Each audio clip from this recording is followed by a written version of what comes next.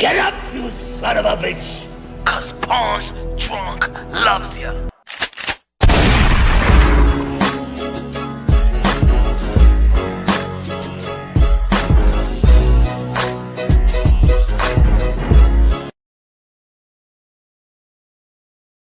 Yeah, baby, you already know this is Pawn's Drunk Boxing, a.k.a. Mr. Moonshine himself, a.k.a. El Adobo, a.k.a. El Sazón, a.k.a. El Borracho, a.k.a. Café Bustelo, a.k.a. El Pastor de Museo.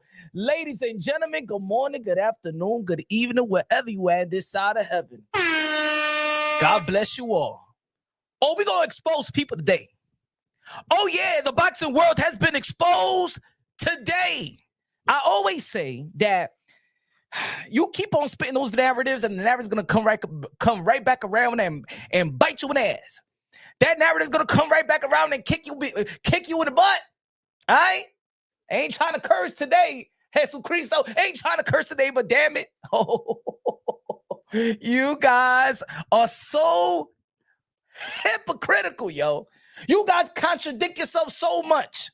Ladies and gentlemen, Terence Crawford, the 3-division undisputed world champion, no longer undisputed in the super middleweight division, but we all know he beat Canelo Alvarez, and the morals and the principle of it that he is the undisputed. Just like I look at Alexander Usyk, who doesn't have his title in the heavyweight division, I still look at him as the undisputed, right?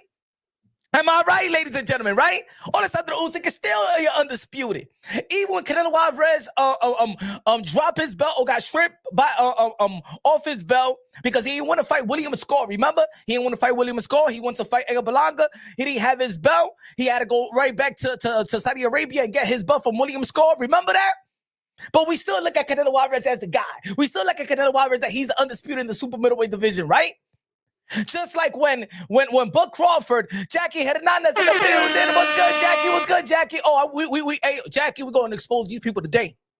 Jackie La Reina, we're going to expose these people today. I always knew that it was going to come right back around. He said the man is hating again. No, David, listen up. You're going to love what I'm about to say. You guys that think this is a hate, no. You're going to love what I'm about to say. This is the humbling live. I'm going to strip that hypocritical off your back. All you narrative pushers, today I see that you was really not really real. You guys are picking and choosing when the WBC is good for you. You guys are picking and choosing when the Ring Magazine belt is the prestige belt. You guys are picking and choosing. But don't worry, today we all will be humble today. Jose said belts matter. Or depending on who. Depending on the fighter. Shout out to Terence Crawford. Went out there to the 168-pound division. He did something that I thought he was not going to do. He did something that I didn't think that he could have done. Especially coming from 154-pound division, right? Struggling with Majramov, a guy that was like 9-0, 10-0, never fought a world champion, never beat a world-class fighter. You understand what I'm trying to say? He struggled. I said, damn, that's Terence Crawford's peak. He even said in the interview prior to fighting a Canelo Alvarez that he thought that the most that the division that he could perform or campaign in the most is a 154-pound division. We saw how he looked in the 154-pound division. We like, damn, okay, maybe that's his peak. Maybe that's the division. And shout out to the 154-pound division, the most, in my opinion, the most stacked division in the sport of boxing. Mix and match it. Anybody can get it at any time, right? I didn't think that Terence Crawford, after that performance versus Majramov, could go to the 168-pound division, skip the 160, and fight the man Canelo Alvarez. It was just logical. Whether people had Buck Crawford winning or losing, it was just logical to think that, damn, how he's going to make that jump, watching him fight Majramov, and then another year layoff, and then he's, I can't see it. But you know what? He proved me wrong. That's what greatness does. He did something that was never done before in the history of the sport of boxing. 100+ years in the sport of boxing, Terence Crawford did something that we never seen before. He made me a believer at 168. Now, the believer, I already knew that he was going to kick Earl Spence behind in 147-pound division. I already told y'all. Everybody thought I was crazy. I said that Terence Crawford was going to beat Earl the Truth Spence, the big fish. He going to turn him into tuna fish on your aisle 9 on your local supermarket. I said that Terence Crawford was going to beat Earl the Truth Spence worse than the car accident. And ladies and gentlemen, Earl Spence have not stepped back in the ring. Everybody thought I was crazy. I had yo punch. You went overboard. No. I said that Terence Crawford, I did a video. Go check the archives. It's still on my channel. I said that. And everybody that followed the channel, tell these people, the non-believers that's just new to punch run boxing. I said that Bud Crawford was going to hurt Earl Spence worse than the car accident. We all saw what happened that night. Matter of fact, Earl Spence came quicker back into the sport of boxing after the car accident than the ass whooping that Bud Crawford gave him. So my prediction, I wish, sometimes I get it right, sometimes I don't. At the end of the day, this is boxing. We never know what we're going to get. But I've been on crusade for years in these platforms. Oh, man, a lot of people, a lot of boxing content creators, they'd be like, oh, yo, punch, you crazy. Punch, oh, man, this guy, oh, man, this guy's a fanboy. Oh, man, he's too biased to Teo. I was biased to the principles and the morals of what Teofimo Lopez have accomplished. And you guys in the boxing world disputed it, you devalue it, you disrespected that man because you held the WBC high. You put that WBC, and we all know what the WBC did in leading up to the Vasily Lomachenko versus Teofimo Lopez. How they tampered with the legacy. I was on a crusade critiquing the WBC, and I was telling the world of boxing, you all know how they tampered with the legacy of this young man. It was supposed to be undisputed. You guys disputed it. You didn't want to recognize it. You said that. No, he got to get the WBC. No, the WBC. No, he's not undisputed. No, he's undisputed. You took away, you stripped this young man's legacy away because y'all was popping the ass pimples of the WBC. Oh, but now that Bud Crawford has spoken and said this, hold on, damn it. I'm preaching today, baby. You guys will humble yourselves today. Let's take it back to memories lane. We cooking today. You guys devalue this man right here. For the WBC, let's not forget what y'all did to this man. Let's not forget what you did to this man. The pundits. The Ring magazine that to this day, ladies and gentlemen, to this day, the two-time Lineal is not even on your current pound for pound. Let's not switch it up now. Let me humble that. Let me humble y'all now. Oh, I'm going nuts today. Oh, yeah, we're going nuts today. Oh, the WBC, the ring is the only belts that matter now. The ring is the most prestige belt now. So where the fuck is Teo in your pound for pound list, Mike Coppinger and the rest of you Ring magazine panelists? Oh, the Lineal is only important to certain fighters and certain accomplishments. But the WBC, oh, Teo, he's not undisputed. He's not undisputed. No. He got elevated as the franchise. No, he need to get the WBC world title. We all, the world of boxing, saw what was done to this man. And I said, yo, the boxing world, it's time for us to get together and keep on saying that this man is undisputed because of the WBC shenanigans. And you guys was rocking with the WBC. I'm sorry. I said, yo, we got to speak collectively and say no, Mauricio Suleiman, he is undisputed. WBO, you know it, he's undisputed. The IBF, he's undisputed. Let's not take away from what this young man did in 2020 versus Vasily Lomachenko in front of the whole world. Y'all took that away from him. As a community, y'all took it away from him. Y'all disputed it. Y'all devalued it. Y'all disrespected him.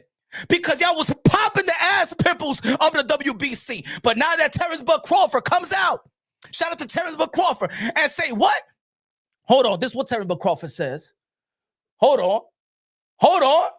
The WBC think that you better than everybody. The WBC, and you got the fucking green belt, which don't mean fucking shit. The fucking real belt is the ring belt, which is free, motherfucker. Oh! Yeah, bud.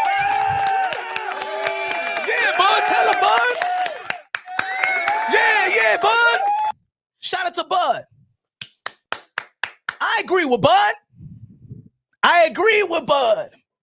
But motherfuckers, I've been saying the same shit for years.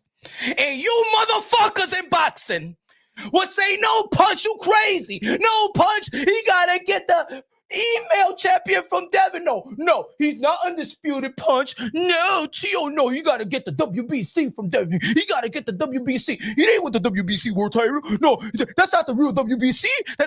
Hey, yo, my man, we know what he did. Come on, man, he's undisputed. No, it's disputed. No, he's not undisputed. All you motherfucking YouTube channels are debating. You cocksucking bitches. All you motherfuckers now. And now y'all, I mean, the WBC don't matter. No, I'm with Bud Crawford. The WBC don't matter. You don't have to pay he didn't have to pay sanctioning fees. We all know that he's undisputed. We all know this. You know, it don't matter. We all know that the Ring magazine is the most important belt and all. Oh, yeah, but when this man said it right here, hold on, man. Hold on, damn it. Put my face on it, bitches. When this man said it. Can't nobody get this belt. WBC, they could give anybody a belt. WBA, give anybody a belt. One thing they can't give is this one. You gotta earn that one. You gotta beat the man to beat a man. Y'all laughed at him.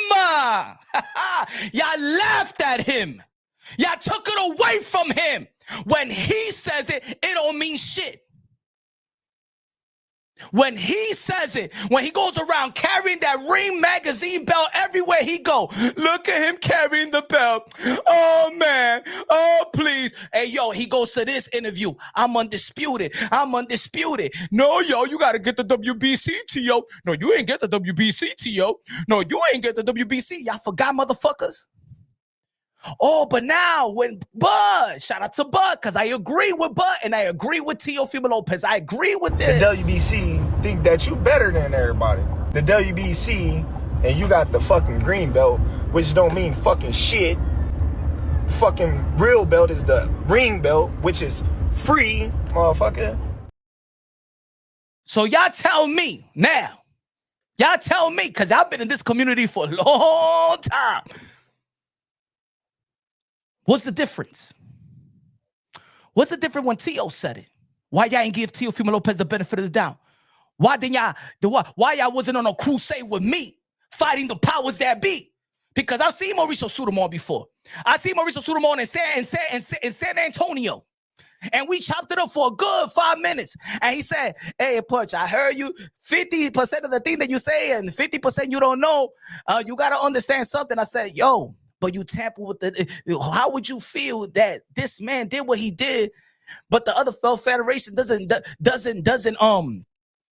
recognize him? That's effed up. You messed up a legacy. Or you got to understand the business and blah, blah, blah. You could understand 50% outside of it, but the other side, you don't understand that 50% of the business is the sport of boxing. I spoken to Paco, the WBO, across the street from Madison Square Garden. And I asked Paco, what is Teofimo Lopez undisputed for you? He goes, come on, of course, everybody knows that. Everybody, and I said what the narrative was in the WBC, and I said, yeah, but it is not on your website. He goes, look, everybody knows that Teofimo Lopez is the undisputed, but the business of boxing is none of the fans' business. That's what Paco told me, face to face, motherfucker. That's what Paco, the former president of the WBO. He said their business of boxing is none of the fans' business. I came out here in these platforms and I've told y'all the truth. I stuck my neck out. I've been blackballed in the sport of boxing for poking the powers that be. And at the end of the day, I've been called crazy, loudmouth, drunkie, all the shit that you can name of. Because I fight the good fight. I fight the real fight. The fight that Terence Crawford is fighting today, I've been fighting. The fight that Teofimo Lopez was fighting, I was fighting. But y'all picked and choose.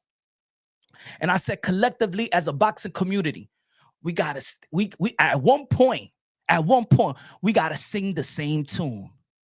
Don't let the WBC do this to Teofimo Lopez. I told y'all what this man did was great. And if you look at the record books today, because of the WBC, and because you guys, because we could have overpowered whatever the WBC or whatever everybody wanted to do to this kid, politically wise. That's why that man Teo sometimes say the craziest shit that you see is crazy, but you see him get fucked over in broad daylight. But when Terence Crawford is saying it, you understand it. You guys understand it now. I'm looking at my Twitter account, right? Formerly known as Twitter, and I see everybody saying this. Look. Right back, I jump in. He goes, boom. This guy goes, this is all that matters. The real crown of the division. That's all that matters. You know, I've been reading this for the past 4 hours.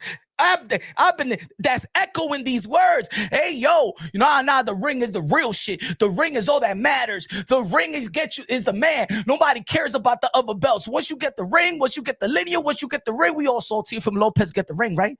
We all saw Teofimo Lopez beat Vasily Lomachenko, right, in the 135-pound division. We all saw Teofimo Lopez beat Josh Taylor, the 140-pound division. And what the fuck, what kind of respect did he get from y'all? And then y'all want to call this man crazy because he's fighting for his legacy, which you guys devalued. But y'all pick and choose when the WBC is good and when the WBC is shitty. And let me tell you like this about the WBC. Look, I got my son is autistic, and I love what the WBC has done for the fight for autistic.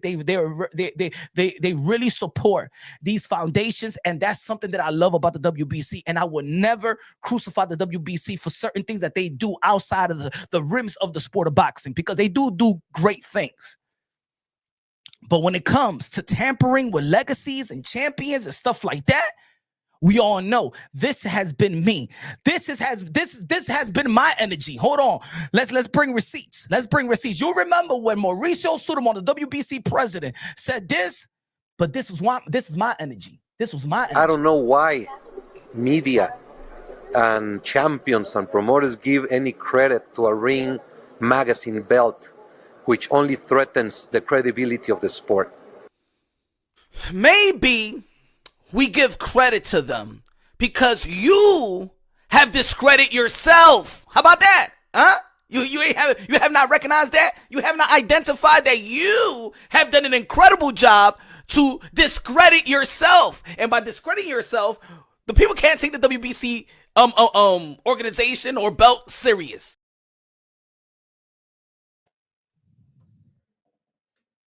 I've been singing the same tune. I've been keeping it consistent. You guys have not, and I'm talking about the people that's looking on right now, the people that support it, those who've been rocking with Punch Run Boxing and know that I've been singing the same tune and been keeping it consistent since day one. Whether people want to blackball me, whether people say don't let this man in, don't give me the credentials. He talk a lot of things about the powers that be and stuff like that. But one thing motherfuckers can't say about me is, yo, Punch, you are a liar. Never. You can hate me, you can hate my delivery, you can hate my humor, you can hate my channel, you can hate the people that support the channel. But it's one thing I know. I will slap all you motherfuckers in the fucking face if y'all ever call me a liar and the shit that I be talking about over here. And I'll be everywhere. I'll be in the fight with Teofimo Lopez versus Shakur Stevenson. Ain't nobody ever come and approach me. Because all I got here is my mouth. That's the only credibility I got. I ain't gonna say nothing that is not logical. I could be corrected, I could be wrong, I could be right. But even when I say it's logical, it makes sense. Even if you're not in agreement with it, it's understood.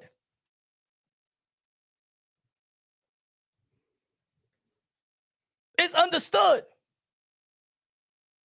When I said this wasn't even about just T.O., I remember when they elevated Devin the Dream Haney and Vasily Lomachenko, and I said, yo, Devin Haney, man, don't pay. I told Tio and I said, Devin, I did a video about it. I said, drop those belts in the garbage. It don't mean nothing. They double dipping on y'all. The WBC franchise and the WBC. You're not going to get respected for that, Devin Haney. You're not going to get respected. You're going to be the laughing stock.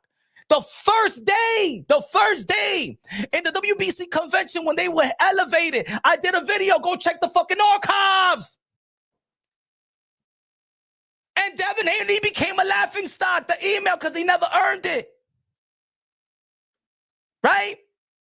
I said they double dipping. Tell Teofimo Lopez Sr. what I told them leading up to the George Camboso fight. I told Tio Sr., I said, yo, man, talk to the WBC, my brother. Because that WBC franchise, y'all paying sanctioning fees for that WBC franchise that today it does not exist. And Devin Haney is fighting. They're double dipping, man. Drop that shit. Don't pay. Don't pay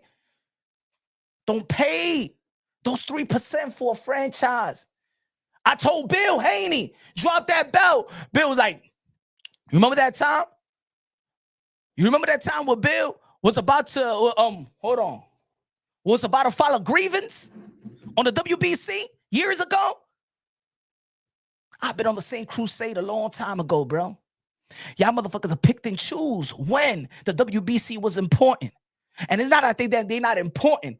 It's that they're not consistent within their own rules. They're not consistent the way they move when it comes to the sport of boxing. They want to rank, whatever. And many people saw it. But when it came down to a fighter that y'all don't like, then y'all on the WBC side. You guys pick and choose. So because Terence Crawford now is singing the same tune that Tio have said and people like me have said, oh, now y'all respect it. Now y'all respect it. Shout out to Earl Spence. Earl Spence said what these sanctioning fees are going to in New York City in the press conference. And guess what? Teofimo Lopez and Earl Spence was talking about it.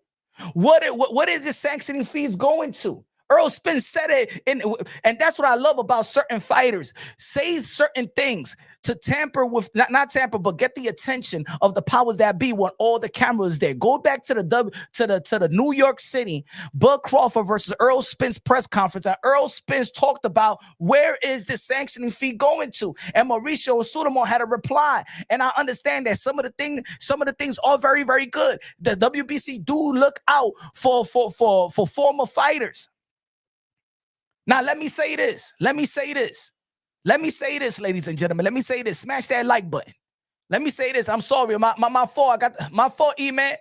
My fault, E-Man. Thank you for the $5 super chat. E-Man. De lo mío said punch. Bud basically said that what matter is the ring belt. So he basically admitted that Tio is a 2-time undisputed champion. Everybody, E-Man, everybody knows it. That's the point. Es el punto, mi hermano. Eso es lo que me quilla. That's what gets me tight. That motherfuckers want to pick and choose. When the WBC matters or don't matter. When the ring that everybody knows is the most prestige title you can have in the history of the sport of boxing. But it didn't matter with Tio. They have this hate for this young man ever since the fucking amateurs. I don't know if Teofimo Lopez fucked everybody, the whole sanctioning bodies and the power that beats bitches. I don't know what this kid did. If anything makes this guy crazy, it's because he worked his ass off to receive his just due.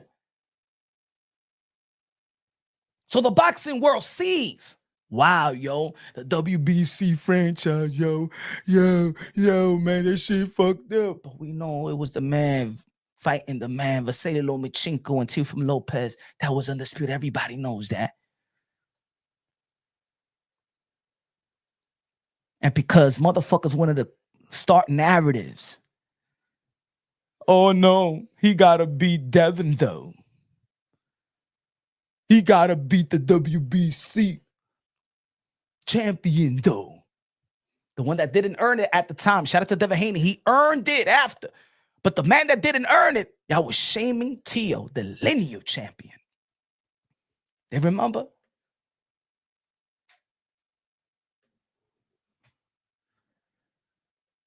Well, he get a chance to get it all back. He can beat. No. Hey, yo, Terence, let's stick to this one right here. The story is the WBC, Terence but Crawford, and the hypocrisy.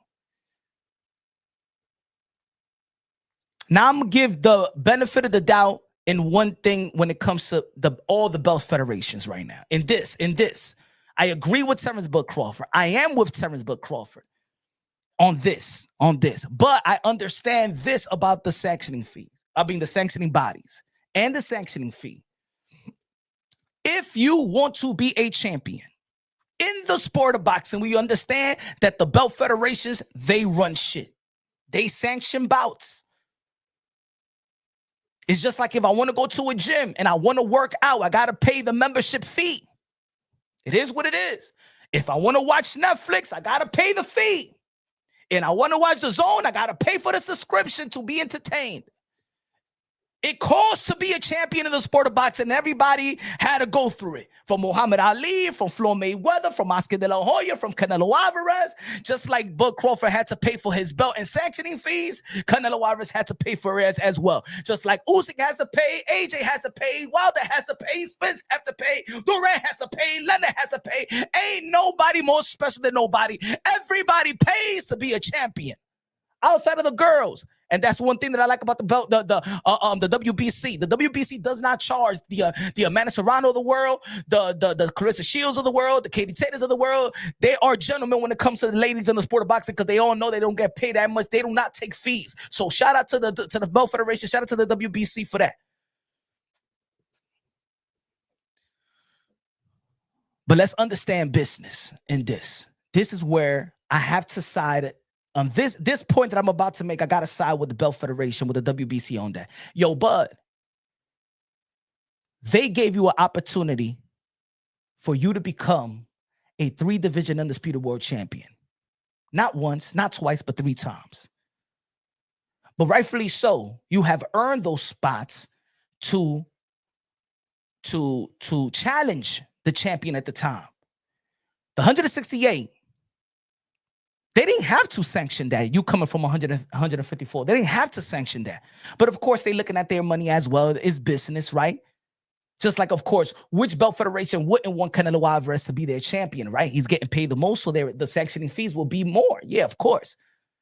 But if you are good enough and you understood that the opportunity is given by you by Turkey and the belt federations, and you understand that you need to pay that fee.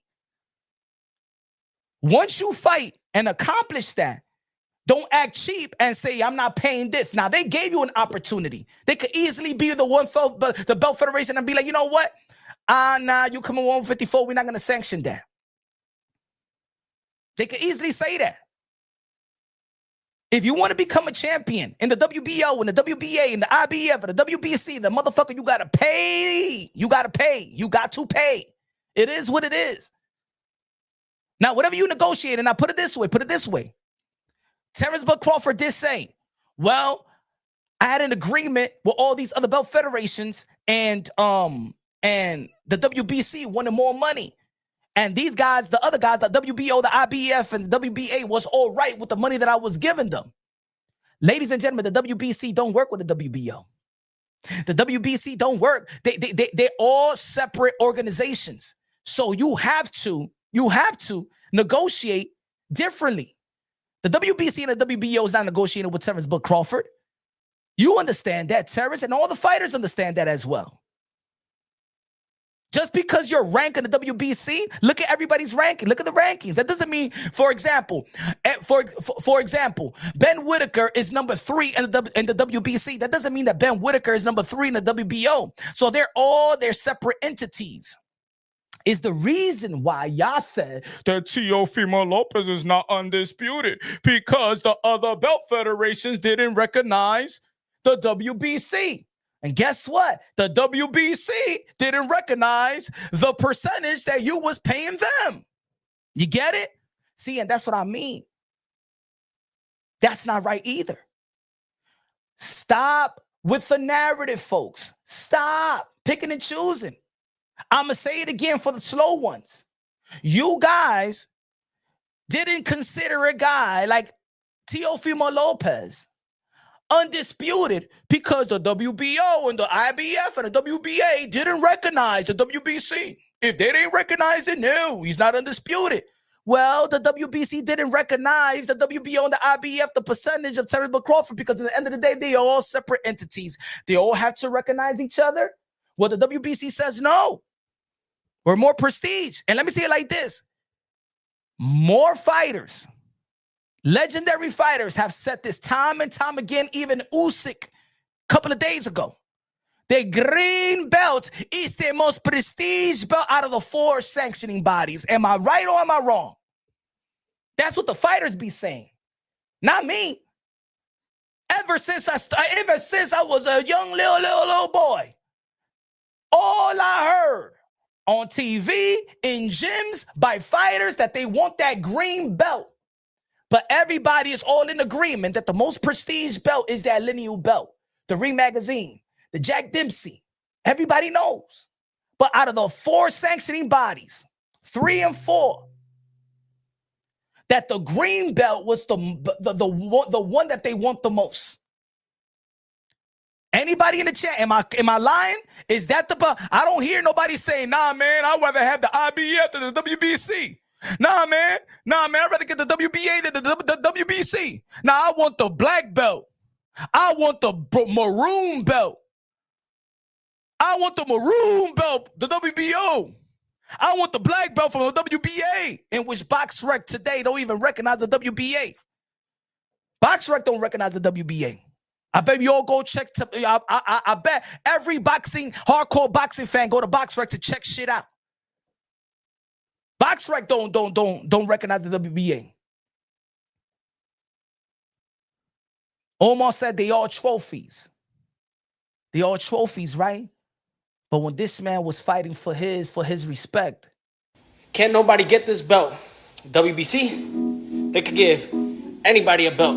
WBA, give anybody a belt. One thing they can't give is this one. You gotta earn that one. You gotta beat the man and beat a man. No, ese tigre era un loco. Teofimo Lopez era un loco cuando lo estaba diciendo. When Teofimo Lopez was saying it, you guys thought he was crazy. No, Teo. No, don't run away from it. You gotta face Devin Haney, the WBC. You didn't win the real WBC. The WBC matters. You're not the top dog yet. No era eso, nada de maldito palomos, everybody. Huh? That wasn't the narrative? No, Teo. You gotta get the WBC. No, you're not undisputed. No, you gotta get the WBC from the man that never earned the WBC. No, you're not the top dog yet. No. That wasn't the narrative, bitches. Now come over here and tell me that wasn't the narrative. Can anybody in the chat tell me, why is Teofimo Lopez undisputed at lightweight disputed? Let me know. Give me a sanctioning body. Talk to me. So if we all in agreement now, come on, the narrative came all full circle. Okay, now that everybody is humble, you respect what Terence Crawford is saying. You acknowledge what Teofimo Lopez has been saying. Now you know that the most prestige belt is the ring Lineal. Is Teofimo Lopez undisputed, ladies and gentlemen? Huh? Come on, sing it with me. Yes, Punch, there's no more dispute. I get it now. Teo is undisputed at lightweight division. The belts don't matter. You know what? Josh Taylor did have all the belts and he vacated the belts. But we all know that he was the reigning undisputed. So, and that's the reason why he's 2-time Lineal. You know what? Then Teofimo, look, come on. Let's say it together.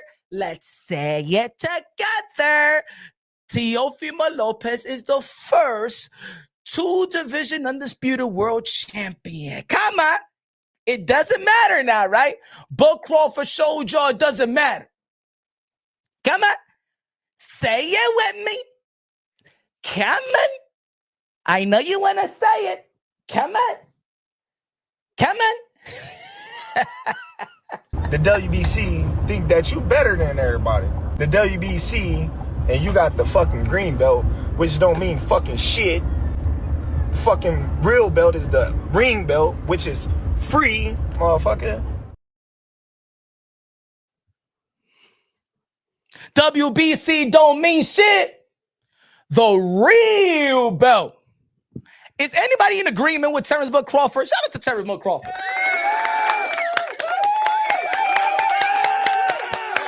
I understand, bud. Y'all with him? Do y'all agree with Teo and Bud Crawford, folks? Huh? Do y'all agree? Come on. Do y'all agree with Terence Crawford? Yes. Come on. I know you agree. I see it. Come on, give me a yes in the chat. Give me a thumbs up. There you go. Yeah, man, fucking Terence Bud Crawford don't need to pay no damn sanctioning fees and stuff like that. We all know, man. Once you the Ring magazine and the Lineal, that's the only belt that really matters. That's the only belt that really matters. Oh,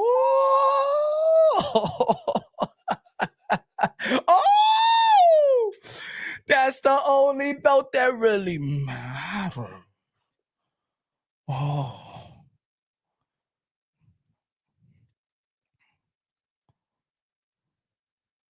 So let me ask y'all now. Who's on the pound for pound list?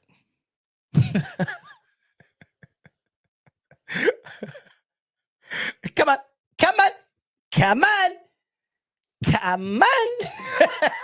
Hey, yo, I love this because yo, that's why I tell you, don't, stop with the effing narrative, folks, man. Oh, come on, what happened, folks? Or some of the folks that don't want to write in the chat, y'all don't want to be humbled by the truth? All those years of saying, no, Teo is not undisputed. Yeah, he need a WBC. Nah, the WBC ain't shit. They garbage. It's not worth for anybody to pay for the sanctioning fee. Yeah, matter of fact, y'all don't want to recognize the WBC. So if y'all don't want to recognize the WBC, who's undisputed?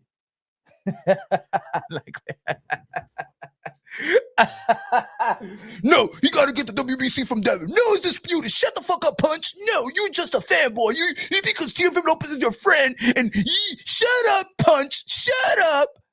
No, Terence Crawford is my friend too. I agree with Terence Crawford. How about that? He's my friend too. Huh?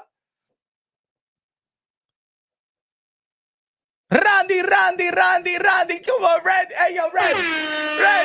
You see the switch up? Yo, put it this way, Randy. I went to my son. My son had the Christmas chorus celebration and stuff like that, right? And Robbie, and I'm just reading. I'm like, oh, I can't wait till I go live when I get back home. And I'm like, I can't, but yo, how shit switches up, bro. I'm like, wow, bro. Like, yo, the boxing world went on a crusade to diminish this man right here, bro. Yo, the world of boxing, bro, knowing the truth, diminish this man, bro. We beg, yo, fighters, yo, dare to be great, man. Dare to be great. This guy started the trend of this young generation. This is the man that started the trend. And guess what you did to this man, guys? You say, fuck you, Teo. That's what y'all told him. You're not undisputed. You didn't do this. You didn't do that. And the man, time and time again, year after year, yo, I'm this. And you guys laughed and laughed and laughed. And no, you're not as disputed. No, you didn't get the WBC. You didn't get the WBC. Yes, I did. They elevated Lomachenko. And that mean I beat Lomachenko. No, it's not. No, it's not. You guys shitted on this man. Shitted on the legacy.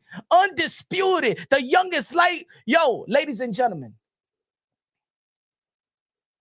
Because the WBC and the boxing community did not stand strong and firm. Teofimo Lopez was supposed to be recognized as the youngest lightweight undisputed in the history of the sport of boxing. They took it away from him, and you guys laughed and praised that he did not receive what he rightfully earned. So anybody, yo, Punch, why are you always saying that? Oh, why are you always bigging up your T.O.? Why? Because I see the fuckery y'all guys as a community has done to this man.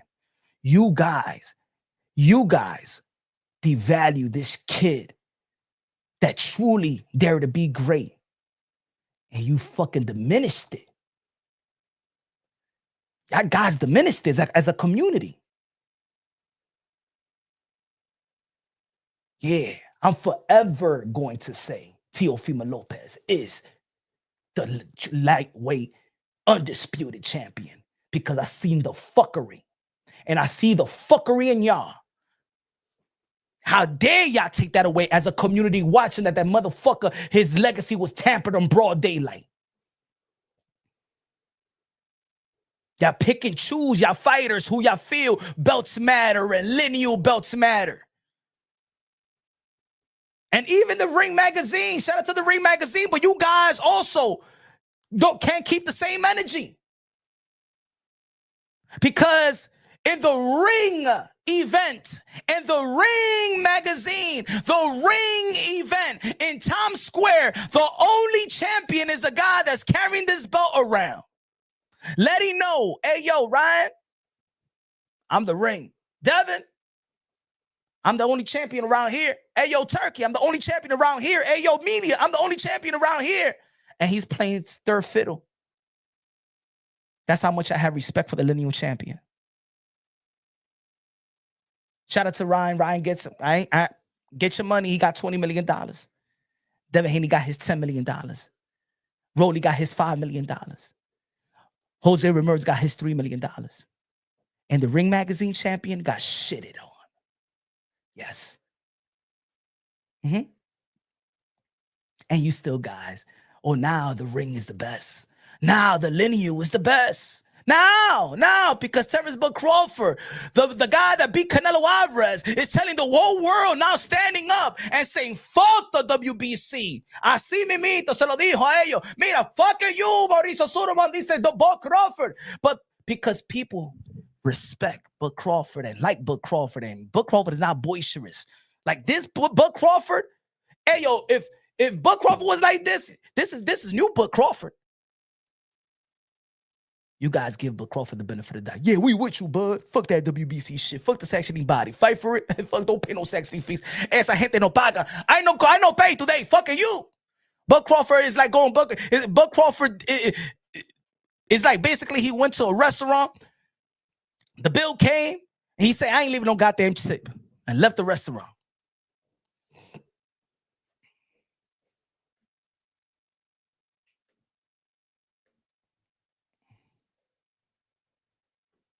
Let me ask y'all a question. If y'all rocking, I'm rocking with Bud in this. I'm rocking with Bud. The WBC think that you better than everybody. The WBC, and you got the fucking green belt, which don't mean fucking shit. The fucking real belt is the ring belt, which is free, motherfucker. Can't nobody get this belt. WBC, they could give anybody a belt. WBA, give anybody a belt. One thing they can't give is this one. You gotta earn that one. You gotta beat the man and beat a man.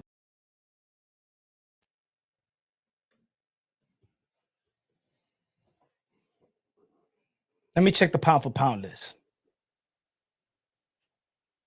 Let me check the fucking pound for pound list from the Ring magazine.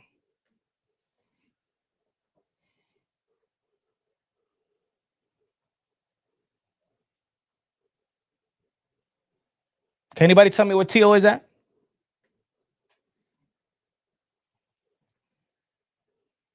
How many two-time lineal champions, current two-time lineal champion there is in the sport of boxing? How many two-time lineal champion there is in the sport of boxing today? Talk to me, please.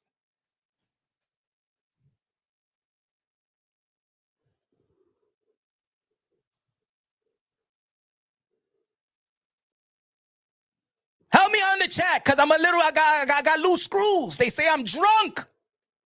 That's what they say. I'm a drunk with a mic.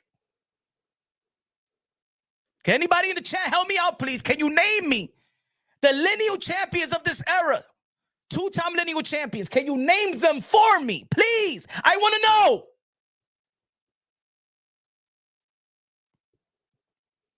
Because we all know that the most prestige belt is the Ring magazine. The lineal. And then who he beat for those lineals? But 3-2, right? It's 3. Did he get the lineal in 140? Did he get the lineal at 135? He got a 140, 147, 168. Teofimo Lopez got it at 135, 140. Usyk got it at cruiserweight and heavyweight.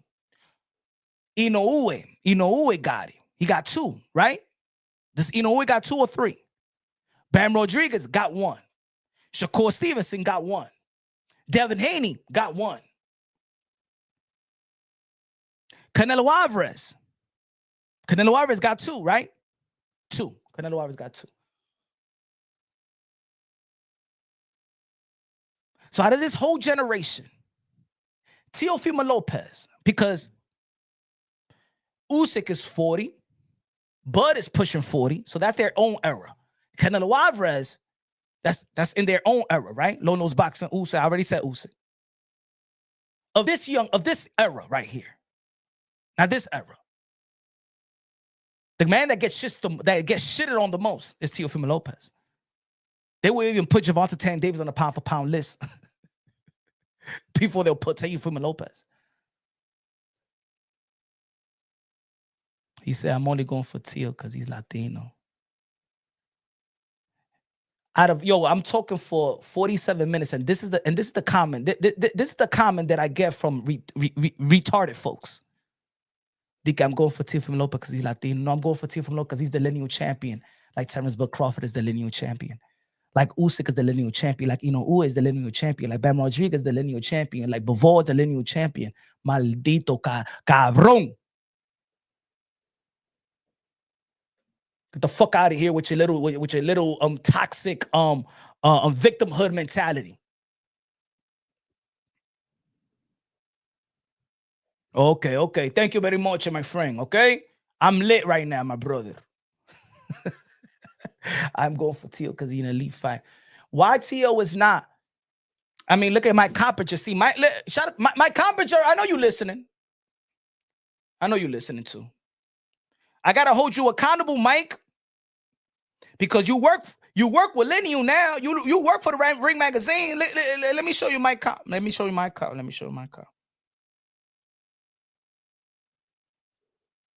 I know you listening, my brother. Doing a good job. You're doing a decent job. Love my kids with a $10 super chat. Yo, looking out, Queen. What's good? Love my kids. Anything good? How the grandkids? Good looking now. God bless you with a $10 super sticker. Appreciate you. Hold on. No way. Who compare with a what? Well, I have no idea. 35 par because he didn't want. Hold on.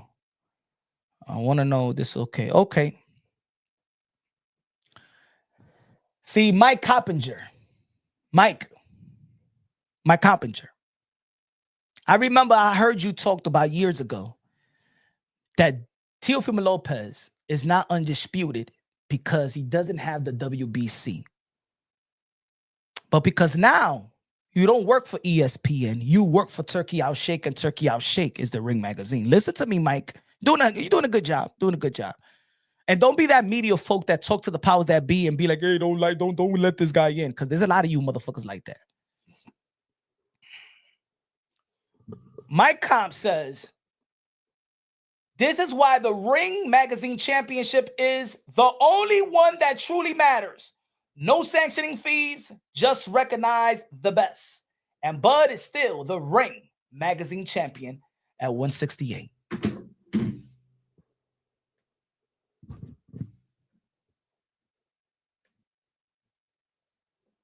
Jose, nah, pay fees for 2 fights. It's eviction. Tiene que pagar. He got to pay. You got to pay. So now, when Terence Crawford has the belt, and I agree, that's what matters. But when Teo had it, that's not the only thing that matters. No. Why? Why when Teo gets the belt at 135 and at 140, that's not the only thing that matters? Teo gotta fight. You gotta fight Martinez, man. You not the man yet. You gotta fight Devin Haney that be Regis Progress. You not the man yet.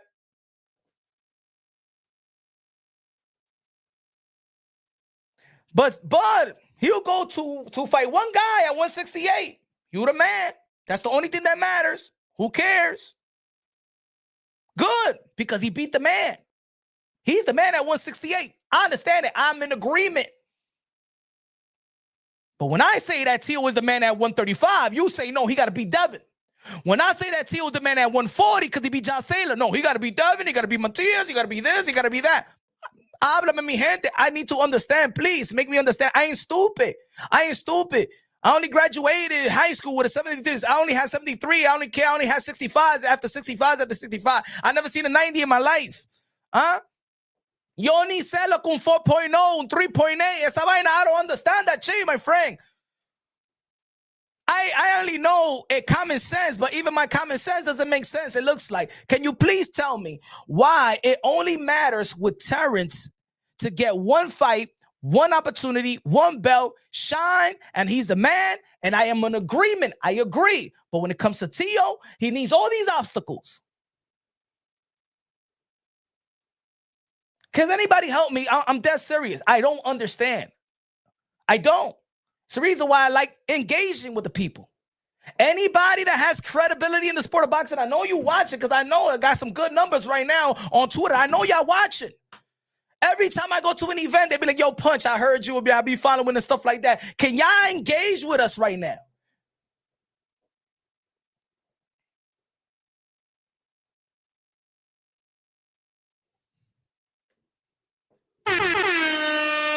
Love my kids with the $10. God bless you. Said maybe they should get a layaway plan for the belt.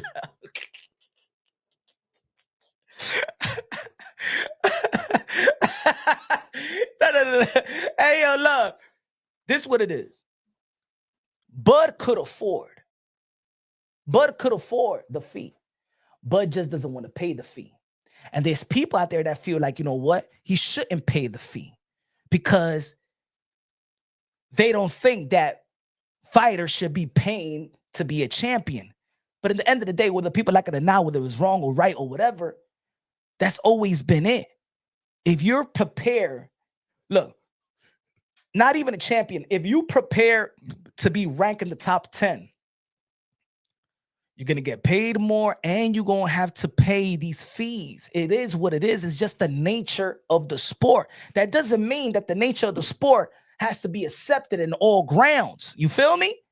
But if you're given the opportunity to become a 3-division undisputed world champion and then all sanctioning bodies sanction the fight, help sanction the fight, you make history. And then you say F you to the people that also gave you the opportunity. See, I don't agree with that. I don't agree with that. I'll give you an example. You know, it might not be the exact example, but it's an example of being grateful, right? Not everybody likes a job, their respective job or where they work at right now. There's people, more people don't like their job. They just do it, they clock in, they clock out, and they need to pay their bills, and they're trying to survive. That doesn't mean I like my job. That means, but I got to do it because I want my kids to eat. I want everybody to be well. I need the medical, the health benefits and stuff like that. There's certain things that people do in life. Most of the people don't like what they do for a living or work or something like that. And there's people that do. But guess what? I won't shit on my employer. I won't shit on those that's giving me the opportunity. I still got to do the work, but you giving me an opportunity to take care of my family. You understand what I'm saying? You might not respect the policies of your work. You might not like your supervisor all through and through. Yet at the end of the day, when my kids eat, when I'm all right, when the lights are on, and I could do other things like create a podcast because my lights is on, and my kids is eating, and my kids are sleeping and well taken care of, and they could go to the dentist, and they could go to health, and my copay is a little lower than what it should be. Guess what? Guess what? I'm grateful for that. I'm grateful. But he said, F the WBC. Now you could say, hey, yo, let's renegotiate this for real. Because Mauricio Sudamon said that he just didn't answer. But at the end of the day, they did give you an opportunity to dare to be great because the WBC didn't have to sanction that fight. You understand what I'm trying to say? I give Bud Crawford the benefit of the doubt. I'm with Bud in this, but also it's not to shit on somebody all the way when they giving you the opportunity. You became a 3-division undisputed world champion, 4-belt era. Nobody in the history of the sport of boxing may ever do that again. But the opportunity is there. Canelo Alvarez has been the cash cow defending his world titles and stuff like that. He has paid the fee. Floyd Mayweather has paid the fee. Oscar De La Hoya has paid the fee. You got to pay the fee if you want to be the king. It is what it is. Or stay the king or remain the king. Now, I'm not saying that you don't have to vacate the belt. It's all good. Vacate the belt. Vacate the strap. Yet at the end of the day, don't win the belt and then say, I'm not paying for it. That's not good business as well. Don't and for anybody that has that mentality, that is okay. I'm rocking with Bud. But in the sense of, damn, yeah, these sanctioning fees, but there's been a problem through and through.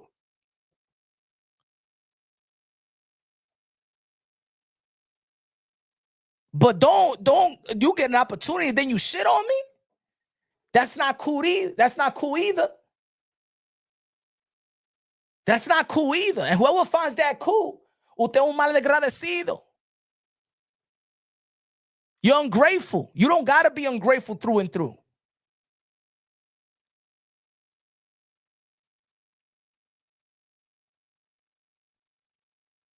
I know that there's this new thing that F the belts and stuff like that. I am in agreement that the #1 belt is the prestige Lineal Ring Magazine, the oldest, the first, Jack Dempsey. I'm in agreement.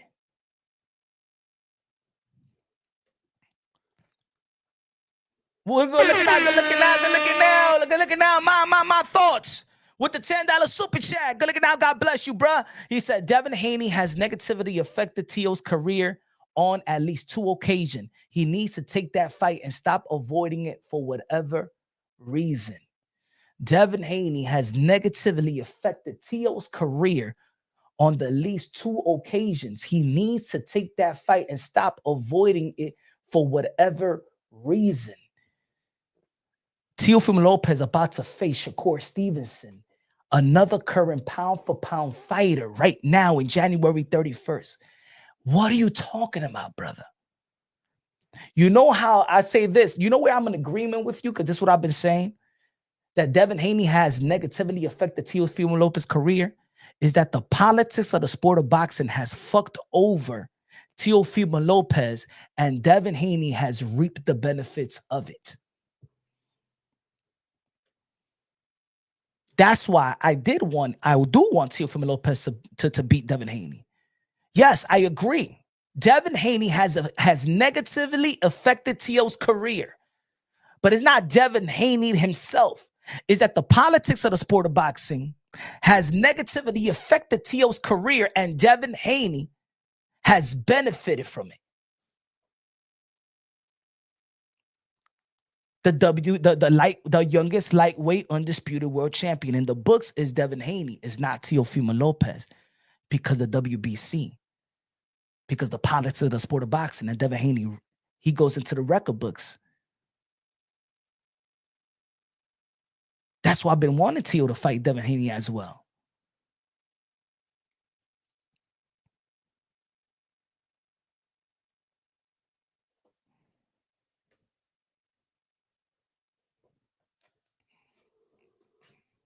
Are y'all in agreement? Do y'all agree with Bud Crawford? Let me see where we at. Let me see where we at. I can't see the poll. Where the poll at?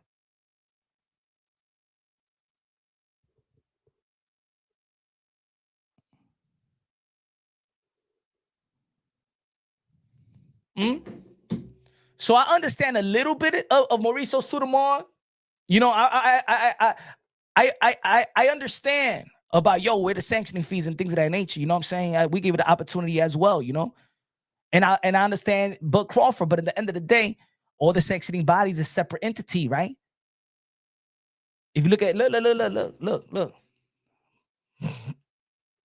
Let's just go right away to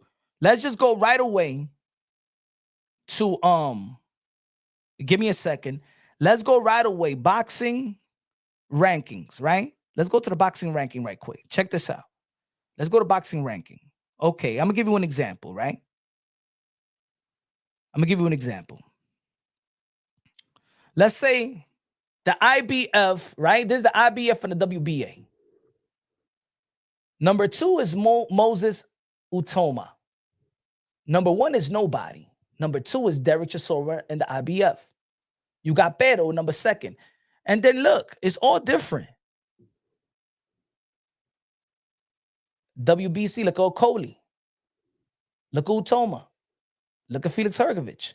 But he's not in the ranking of the IBF. So at the end of the day, when Terence Crawford is saying, well, all these sanctioning bodies agreed on the payment and you think that you're better than everybody else, but not everybody coexist anyway. The rankings are not the same. Just because you're number 1 in the IBF, you probably not even ranked top 15 in the WBC. So how do we know who's really the man?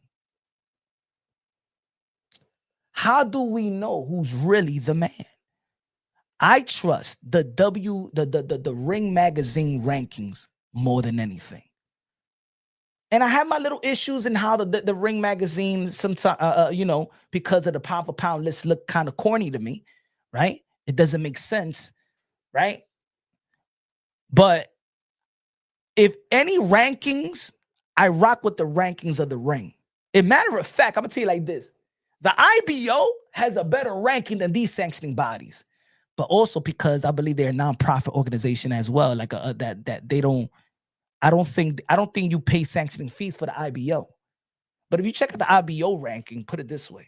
Let me see the IBO ranking. I haven't checked the IBO ranking in a while, but I used to praise their ranking system. Let me see the IBO.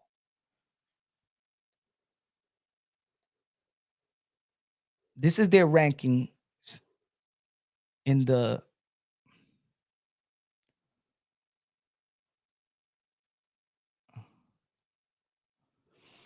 their ranking is number 1, Caballero, Dubois, Tyson Fury, Okoli, Gassif, Joseph Parker, Philip Hergovich, Michael Hunter, That's off, and Fabio Woolley already got his WBO. That's their rankings in the IBO in the heavyweight division. Let me see in the super, where the division that we know most, right, is let's say the super. Well, I'm sorry. Let's go with the super, the junior middleweight, because a lot of people are saying we all know that's stacked up. Look at the rankings in the IBO. In the IBO, Jerome Boots Ennis is number 1. Virgil Ortiz is number 2. Keith Thurman is number 3. Madrimov is number 4. Tim Tszyu number 5. Eric Salubin number 6. Brandon Adams number 7. Samaki number 8. Bowichuk number 9. And Jesus Ramos number 10. To be honest, I think that's a good ranking, which I feel. I actually respect the IBO ranking. I actually, I mean, no ranking is perfect, but if you say, let me see the top 10 154-pounder right now, Josh Kelly is number 16 in there, so I would have put Josh Kelly in that mix. I would have taken Bowichuk out and put Josh Kelly there. Or, I'm sorry, take Asamaki and put Josh Kelly there. And I would have taken probably, Callum Walsh is good.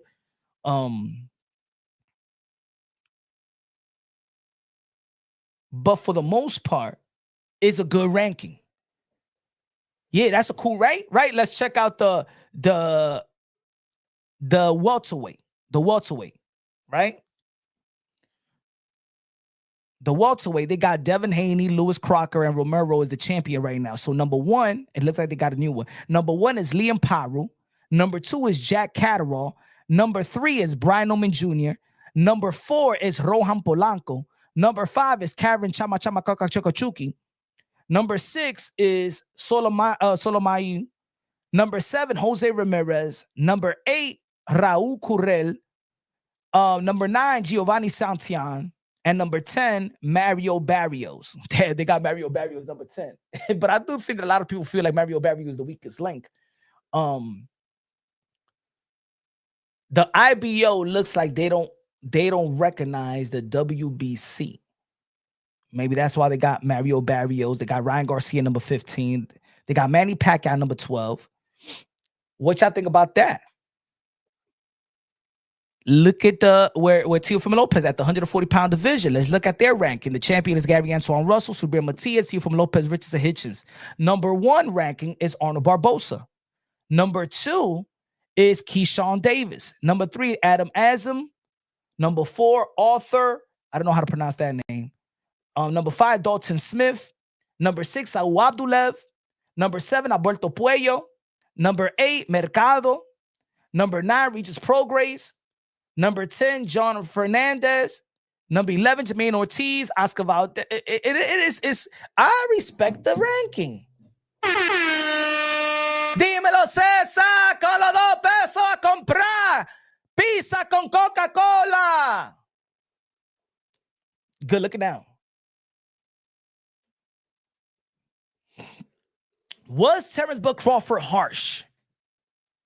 Was Terence Bud Crawford harsh? And I don't want to play the things. I don't want to get flagged because a lot of people already posted this. Do you agree with Bud Crawford? The WBC think that you better than everybody. The WBC, and you got the fucking green belt, which don't mean fucking shit. The fucking real belt is the ring belt, which is free, motherfucker. Does Terence Crawford, is he saying this out of anger?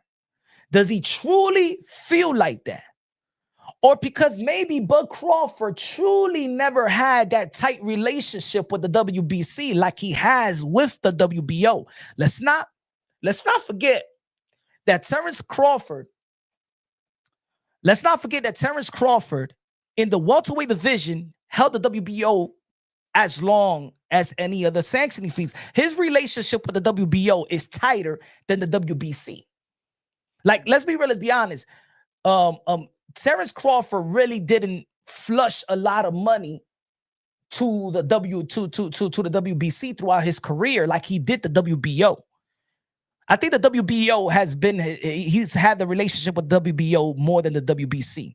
Is he saying this out of anger? Is he saying this because Mauricio Suleiman's interview make him look like he's a cheapskate, he doesn't got the money, and this like that? And we all know when Terence Crawford feels like he's being disrespected, this is when he really, you could see the energy of Terence Crawford when he feel he disrespected. You can see the energy when he went online with Gary Russell. You can see when he went on the line with Teofimo. What Bud Crawford is not easily in this mood in the public, in social media. He's really not like this. Something really pinched the nerve of Terence Crawford for him to come out of character like that in public, right?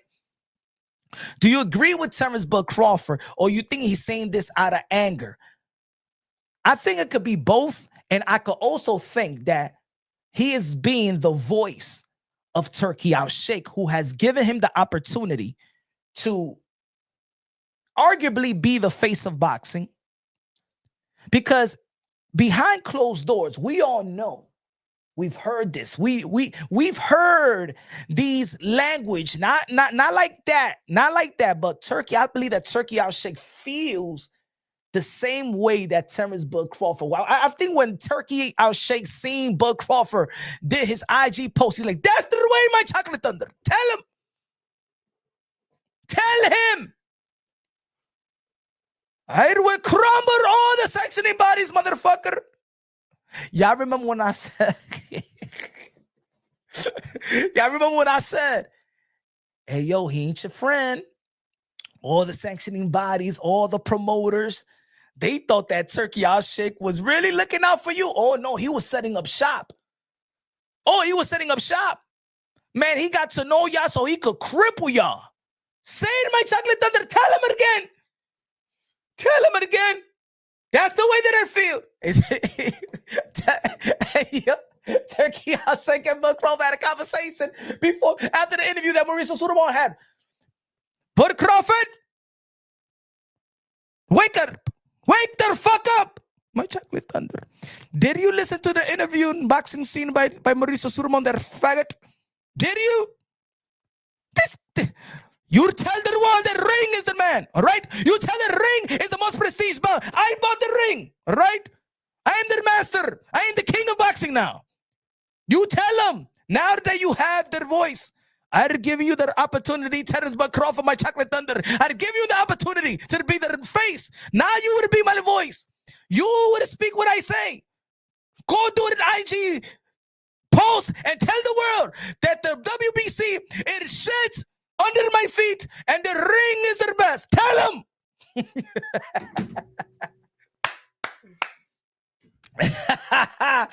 And that's how you see that energy from Bud. Hey, yo, good looking now. My thoughts said Bud said he paid the other sanctioning body fees the same price. He feels like the WBC is taking advantage of him. I can't disagree. Time out.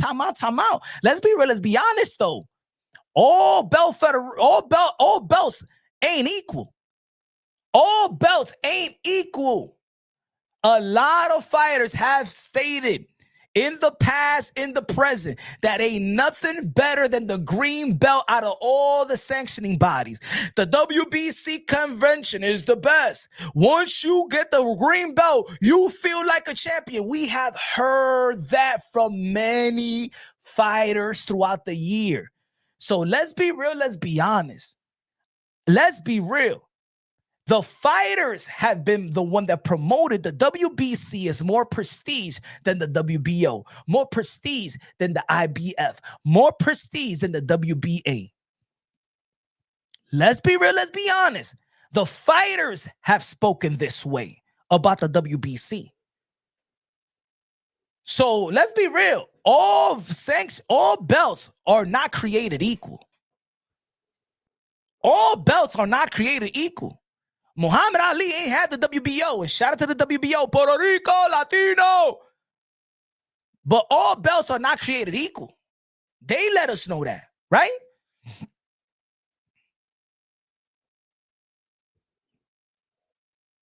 Let me ask y'all a question. Is all belts created equal? Do you see the WBC the way that you see the WBA?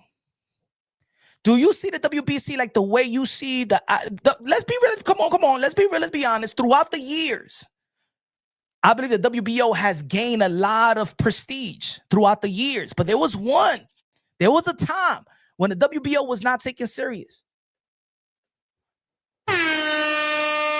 My thought said, do you agree with that BS? Make it logical. Which one do I agree with? At this point, I believe they're all the same to me as a fan. But a lot of fighters have stated that is nothing better than the green belt out of the sanctioning bodies. But that ring lineal is always prestige.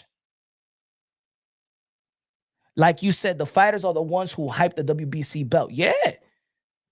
So now, what? Because Terence Crawford says that the WBC, because when it was Teofimo Lopez, the WBC, oh yeah, they shamed Teofimo Lopez. No, you got to get the WBC. And Teo, no, I be Lovazano Machico. I am. They elevated the WBC, elevated the WBC. Mauricio Sudamon said that the WBC franchise is more supreme than the regular belt.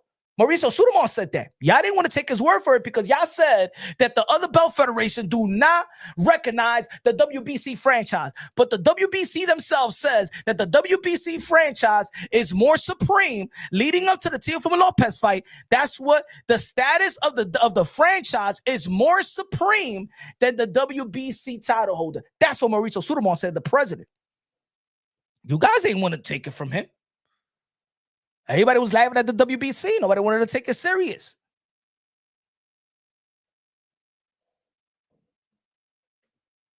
He said, we need a Bud belt. No, we don't. Good looking out with the 2000. Oh, we got the belt. This is the belt. The belt is here. Look. That's the belt. Can't nobody get this belt. WBC, they could give anybody a belt. WBA, give anybody a belt. One thing they can't give is this one. You gotta earn that one. You gotta beat the man and beat. The WBC think that you better than everybody. The WBC and you got the fucking green belt, which don't mean fucking shit. Fucking real belt is the ring belt, which is free, motherfucker. No, we know what's the belt. We know what's the belt. We know what is the most prestige belt. The problem is that the fans and the media and the pundits is picking and choosing when the ring is more prestige, when the ring is the supreme, and not get shitted on over the WBC belt when it comes with Teofimo Lopez. You understand? We know the Rocky Balboa belt. We know. Let's ask AI. Let me see if AI. Let me see. Let's ask. Was the most? Let's ask the robot. Prestige belt in boxing.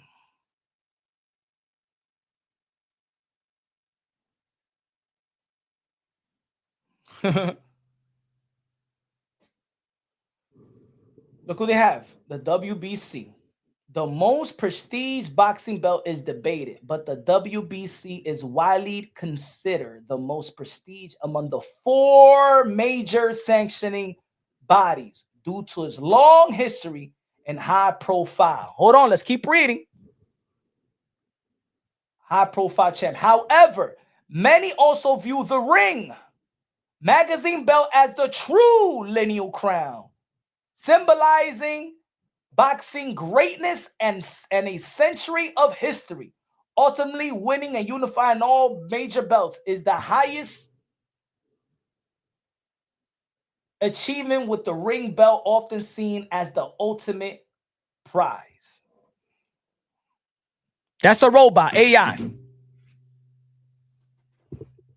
I think we have groomed ourselves in boxing that belts, yes, matters. Sometimes, let's be real, depending who has the belts, certain fighters make the belt and certain sanctioning bodies make the fighter. Do you agree? certain fighters make the belt and certain belts make the fighter. Let's talk about it. Let's talk about that right quick. Let's be real. We hardcore boxing fans. Pound for pound in the building. What's good, bro? Collard Greens in the building. What's good, man? Let's talk about it. The difference between belt holders and real champions. Teofimo Lopez, real champion. Prestige champion. Brian Oman Jr. before Devin Haney. Manufactured fighter, elevated, belt holder. Right? It's a belt holder. Not a prestige champion. Is a difference. The belt made Brian Oman Jr. Brian Oman Jr. didn't make the belt. Right? Are y'all in agreement? Y'all understand what I'm talking about?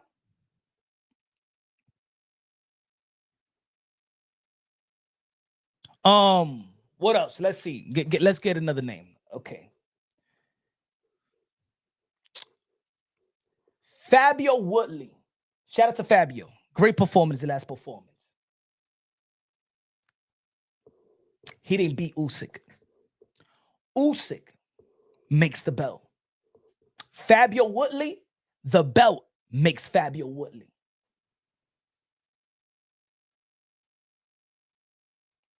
Right? Y'all in agreement?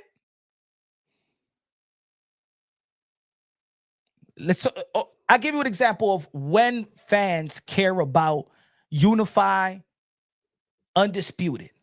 When Shakur Stevenson is going to be fighting Teofimo Lopez January 31st versus Teofimo Lopez, they're going to be great, right?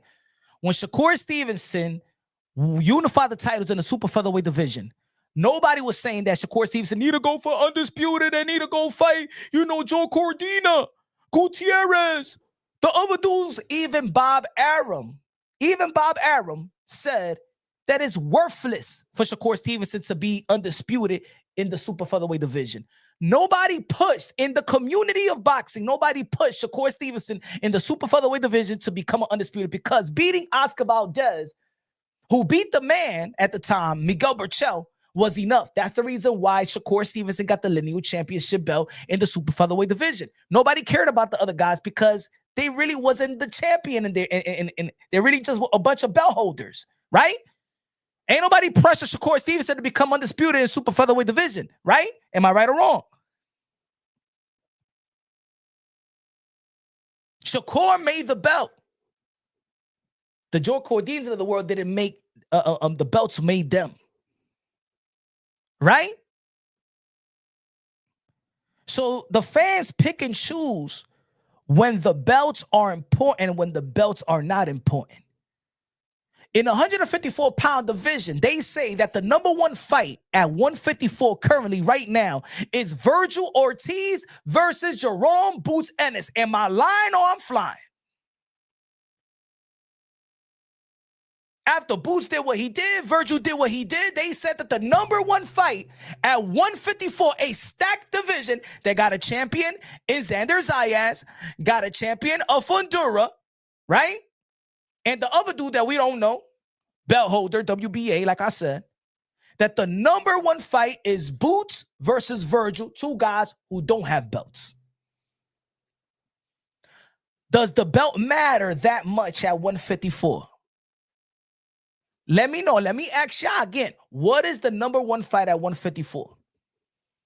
What is the true best versus the best at 154 to you? The best fighting the best at 154. What's that matchup?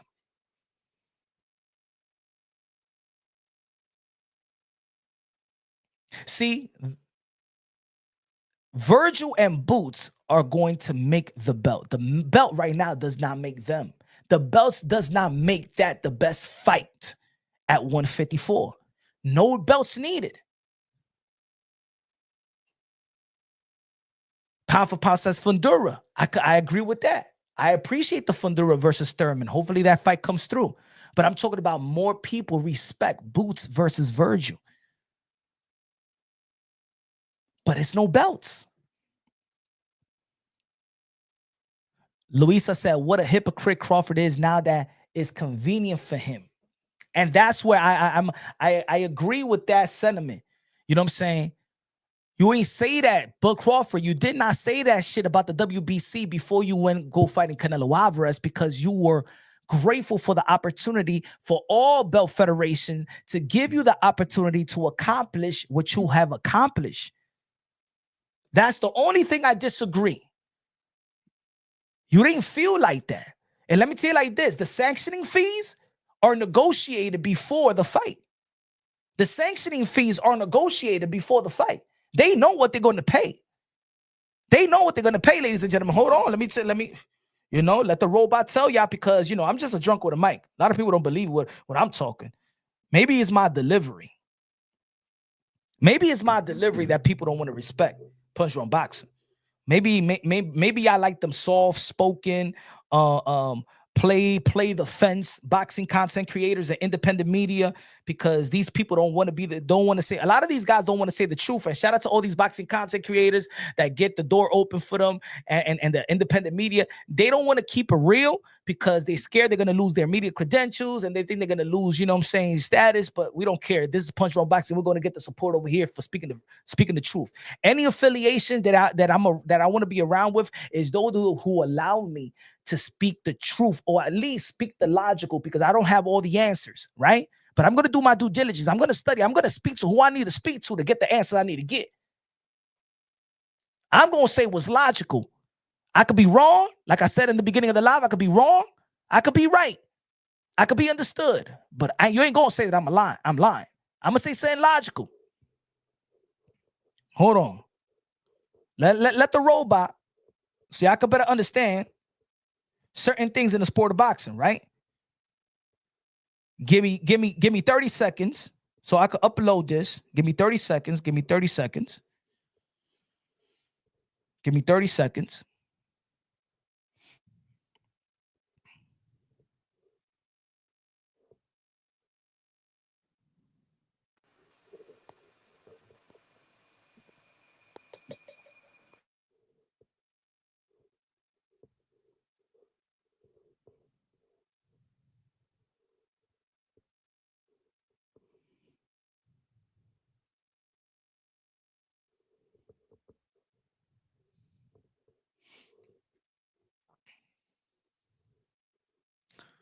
All right, let me take this thing out of the way.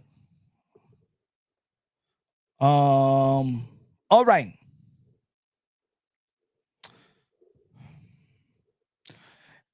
You pay boxing sanctioning fees before the fight, as promoters are required to submit payment well in advance of the event for the sanctioning body to approve it. For example, one sanctioning body requires payment at least 20 days before the event, while another requires payment at least 35 days in advance to allow for the processing and belt delivery. Payment deadline: the fee must be paid before the fight to get the bout officially sanctioned. So let me say it like this.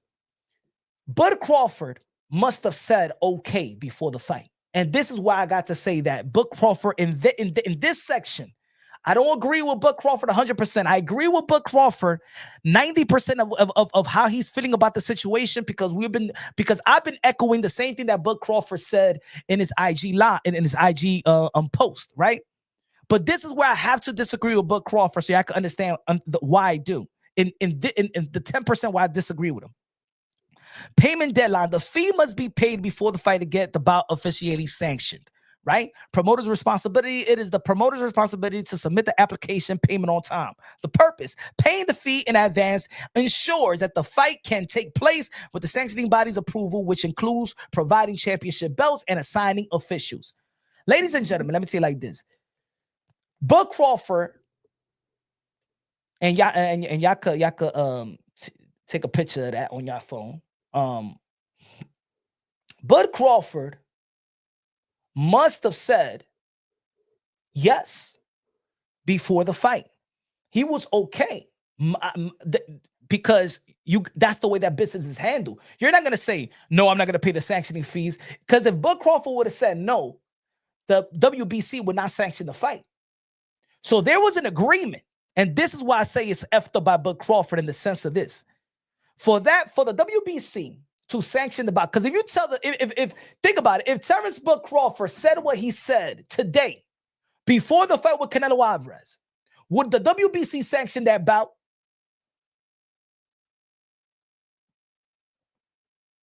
Give me an answer in the chat. Let's be real. Let's be honest. I agree with Terence Crawford 90% of his sentiment. But you saying yes or you being okay, and then the fight happens, you achieve it, and now you don't want to pay shit? Nah, that's wrong. Because if Bud Crawford, I'm going to ask y'all again, let's be real, let's be honest, whether you're a fan of Terence Crawford or not, whether you like the WBC or not, ladies and gentlemen, I've been frustrated with the WBC for years.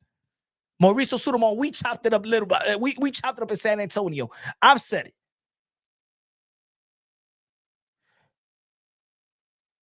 So, if Bud Crawford said yes before the fight, because if he would have said no, if he would have said, fuck the WBC, I'm not paying $300K, trust me, the WBC would not sanction that fight.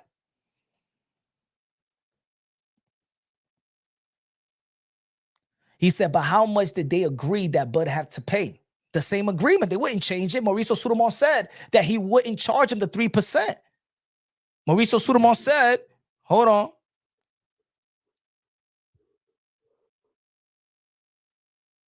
Where is that? Mauricio Sudamon said,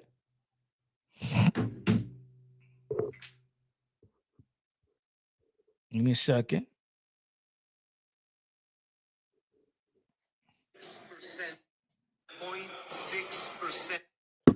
0.6%, which is $300,000. $300,000. 0.6%. So he's not even charging you the 3%. So he had to agree on it so they could sanction the bout. There is no way a sanctioning body is going to sanction the bout if you tell them before the fight that I'm not paying that. They're going to give you a deadline to pay it after the fight. That's them being cool. That's them respecting you, Bud Crawford, because you've been a champion for such a long time and you probably never fucked over another sanctioning body. And they trust Turkey. They trust the whole event. They trust the whole process, right? Because they're all doing business with each other and they're going to continue doing business because let me say it like this, ladies and gentlemen, the WBC is going to be here longer than Bud Crawford and any other fighter. Just like the WBO, the IBF, and all these guys are going to be here longer than any other than any other fighter. So Bud Crawford, where I disagree with in this sense, is that you stiffed them for it. Nobody here will go into business and say, yo, my man, yeah, don't worry, I got you. Yo, do the work. You know what I'm saying? Yeah, I got you. Don't worry about it. You know I'm good for it. Come on, I got almost 20 years of credibility that I'm good for it.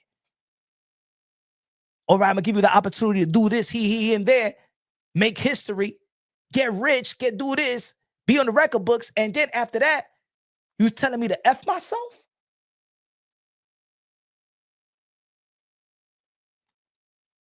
That's not a good look either, bro. I don't give a, I don't know. That's a scumbag. That's scumbag character to me, in my opinion. Also, I'm not gonna say that a guy like Mauricio Sudamon and these guys, these Belt Federation dudes, are not scumbags. Hey, maybe a scumbag is stiffing another scumbag.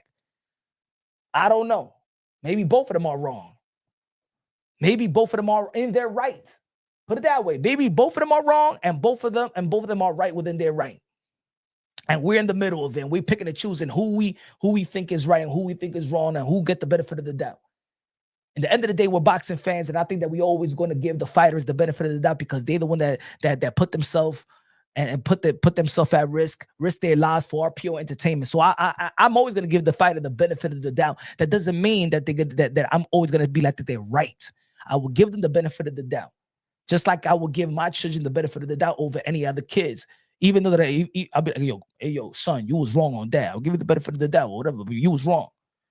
Love my kids with the $5. Says his longtime girlfriend let him know, take that belt back and get my ring. Bud went down the block to pawn it. Nah. Bud could afford the sanction. You know, that's the fun and games. That's the comedic part. Bud could afford the sanctioning fee. He just doesn't want to pay it. He said, Davo said, Bud literally pulled a Chase ATM scam. I don't know. I can't support that, bro. I can't support the yes and then after the no. I can't. Ladies and gentlemen, there was an agreement. That's the logical part. And everybody need to speak on that. All you boxing media, I know you're not going to tell the truth because you're going to wait for a Bud Crawford interview and hoping that Bud Crawford give you the exclusive. So you're going to play it nice.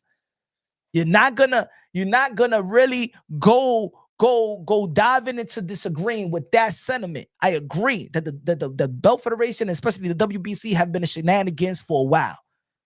Let's be real. The WBC have done a lot of shenanigans. You know what I'm saying? Ranking dudes. Like, we've been frustrated. If there's any sanctioning bodies we've been frustrated for the past 6-7 years, the most has been the WBC, the franchise. Letting fighters keep belts longer than what it is. You know what I'm saying? Like, for real, like how many times does David Benavidez needs to be in mandatory position to face Canelo Alvarez? They never stripped Canelo Alvarez. I understand there's people out there that feel the same way, right? Jamal Charlo was in position to fight Canelo Alvarez. You give Canelo Alvarez the franchise, then he's not the mandatory, because of course they're trying to save that Canelo Alvarez money. You know what I'm saying? Ranking. Also, think about it. When Amanda Serrano was wants to fight 12 rounds, 3-minute rounds for equality in terms of not the purse equality, but fighting the rounds that, like the men, she needed to vacate or prove a point, the WBC. I was in support of him. I support Amanda Serrano for that. I wish that the other girls would have done the same thing, but to be in position, they need that belt more than Amanda Serrano. Amanda Serrano already got her name, got her respect, and she was fighting not only for herself, but for the sport of boxing, for the women, right? So I was in agreement with Amanda Serrano. You know what I'm saying? The WBC was the only sanctioning bodies that didn't want to sanction 12 rounds, 3 minutes. And guess what? I would have loved to see Katie Taylor and Amanda Serrano 12 rounds, 3 minutes. Shit, especially the 2 fights. Man, that was entertaining to me. But the WBO and the IBF and the WBA agreed, right?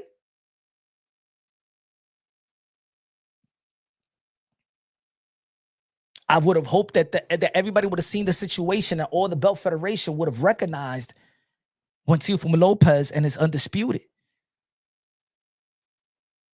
But they didn't want to recognize it. So also, the WBC and the other sanctioning bodies, the WBC like to separate themselves, whether in the positive or in the negative. The WBA also elevated their championship belt. Remember that Keith Thurman was in position to face the winner of whoever holds the WBA strap right after he beat Diego Chavez in 2013, right? He beat Diego Chavez. He's a WBA interim, right?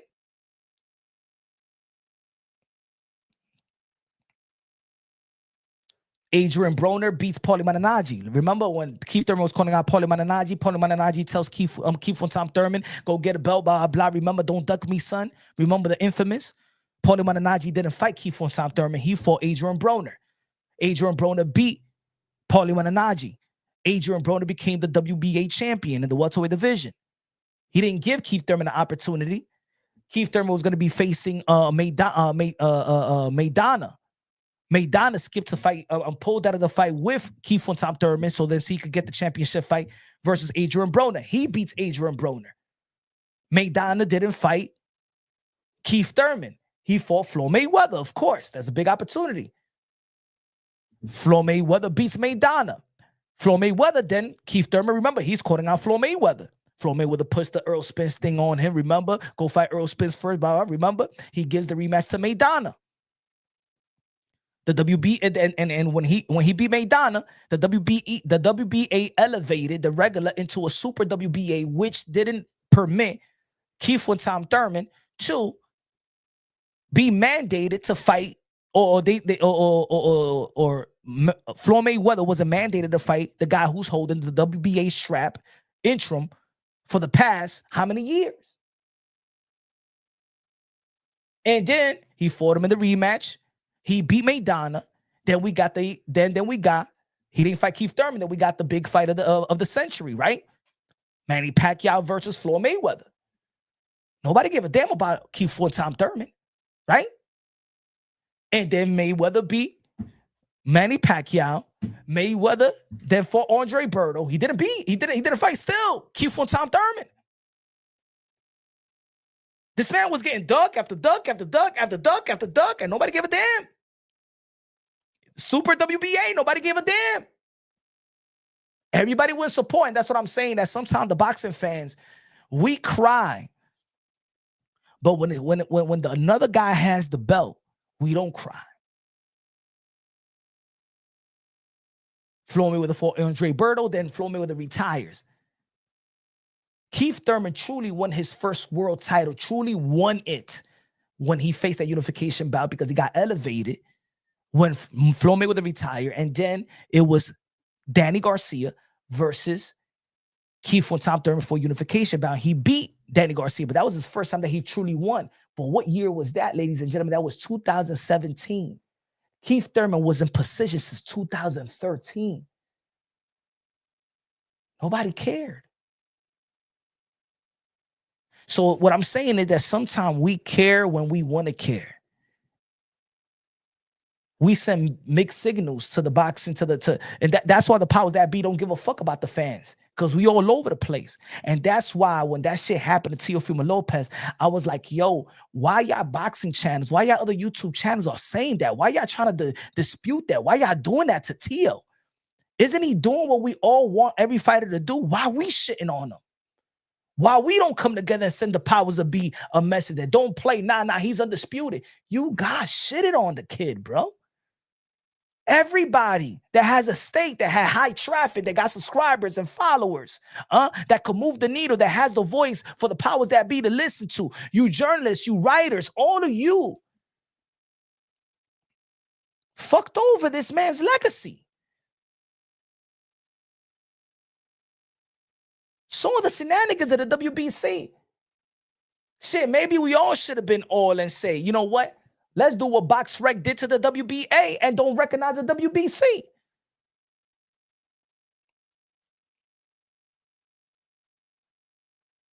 We didn't give a fuck. But now because Terence Crawford got a louder voice than any fighter right now in America, and probably the most respected.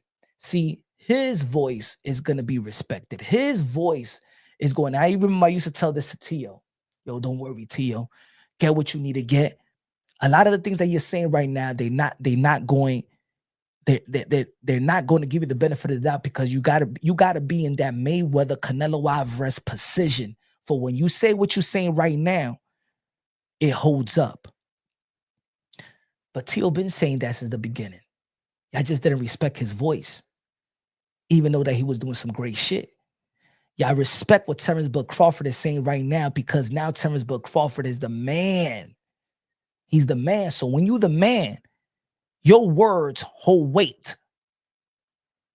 There's a lot of people. I know there's people right now in the chat that's looking on right now that you have ideas, that you have theories, that you have opinions that might be the right opinion, maybe a powerful opinion. But because you might not have the traffic and the support, oh man, oh please. That's like when you meet a crackhead in the street and they tell you the realest shit, but because they're a crackhead and because you see them where they at in life, you feel like their opinions don't mean nothing. But in all reality, in your heart and mind, damn, that motherfucker speaking some real shit, yo. That motherfucker is smart as hell. How many people you met that in your life? Some people only want to listen to certain people when they're in a powerful position. But sometimes that powerful position is also a negative too. Just look at hip hop. Look who they have put in power position, and then you have a whole generation of children trying to be like, but that power position is really going to cripple our community. because now the youth is being being dictated or being followed by the NBA young boy, by the Tekashi 6ix9ines. The girls are following the Cardi B's and the hoish, the hoe era, wifing up hoes era. They're all getting in position. These powerful people are putting these devilish symbols for everybody in our community to emulate. It never used to be like that.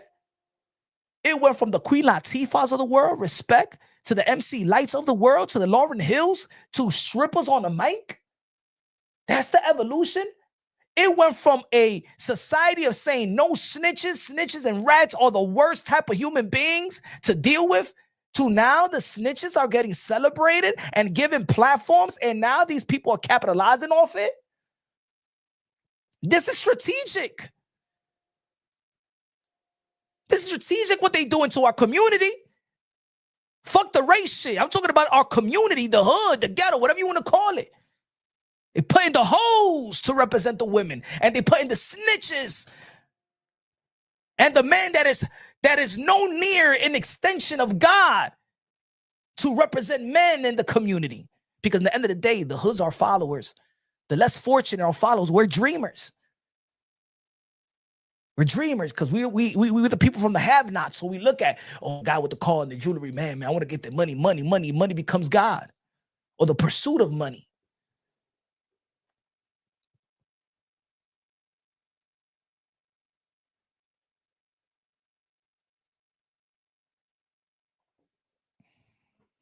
And then when you got people speaking real, they get blackballed, they get canceled. Not because, look, I'm gonna say it like this. I said a thousand times. I said, man, we living in a world right now when people don't like reality. People are in love with perception. People do not want the truth. They're comfortable with the lie. We're living in a world of perception is the new reality, and people are comfortable with the lies. And people think that, even the motivation is in a wrong place. Even the motivation is dictated by a satanic energy. Some of y'all gonna be like, yo, Punch, what you talking about? What you drinking? Some moonshine again? I'm gonna tell you the truth. Even your motivation is dictated by a satanic energy. Most of the people that come from the background where I come from, right?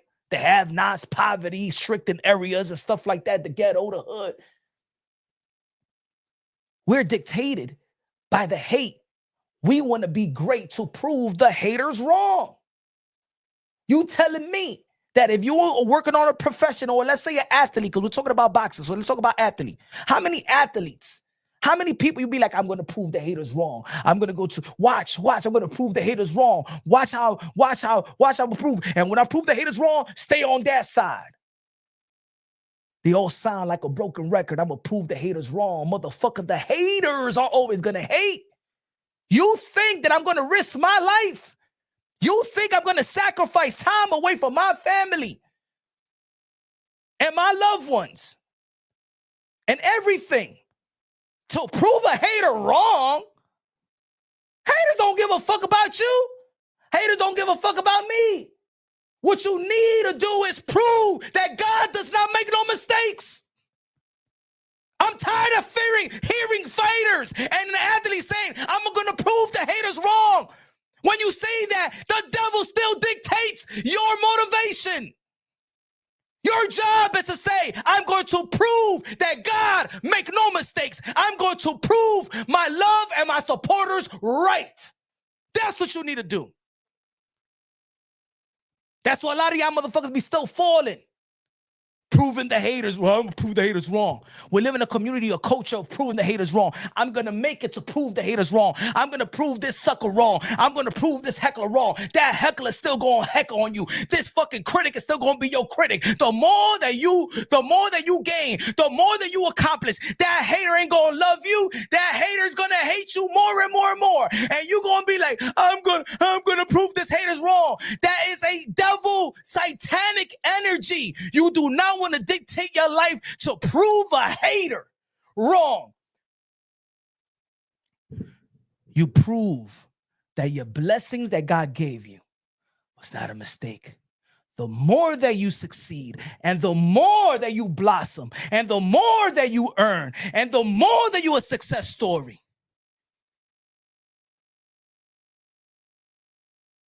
is a blessing.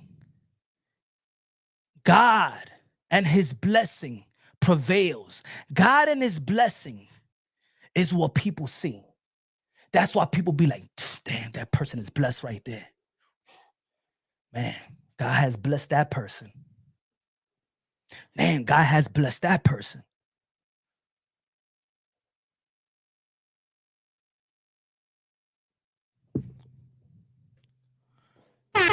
Boxing talk, boxing talk, boxing talk with the $100 super chatty paite. A comprar gasolina de 93. Said, yo, boxing talk, man, I appreciate you, bruh. He said, always support the real. We all in this together. Keep spitting these facts, bro. Love you, King. Jesus is Lord. Preach. When Punch go on these moments, take head. Love you all in the chat. Thank you. Appreciate you, boxing talk. God is good. God is great. God is good. God is great. God forgive me for my language when I, you know what I'm saying? That's something I got to work on, man.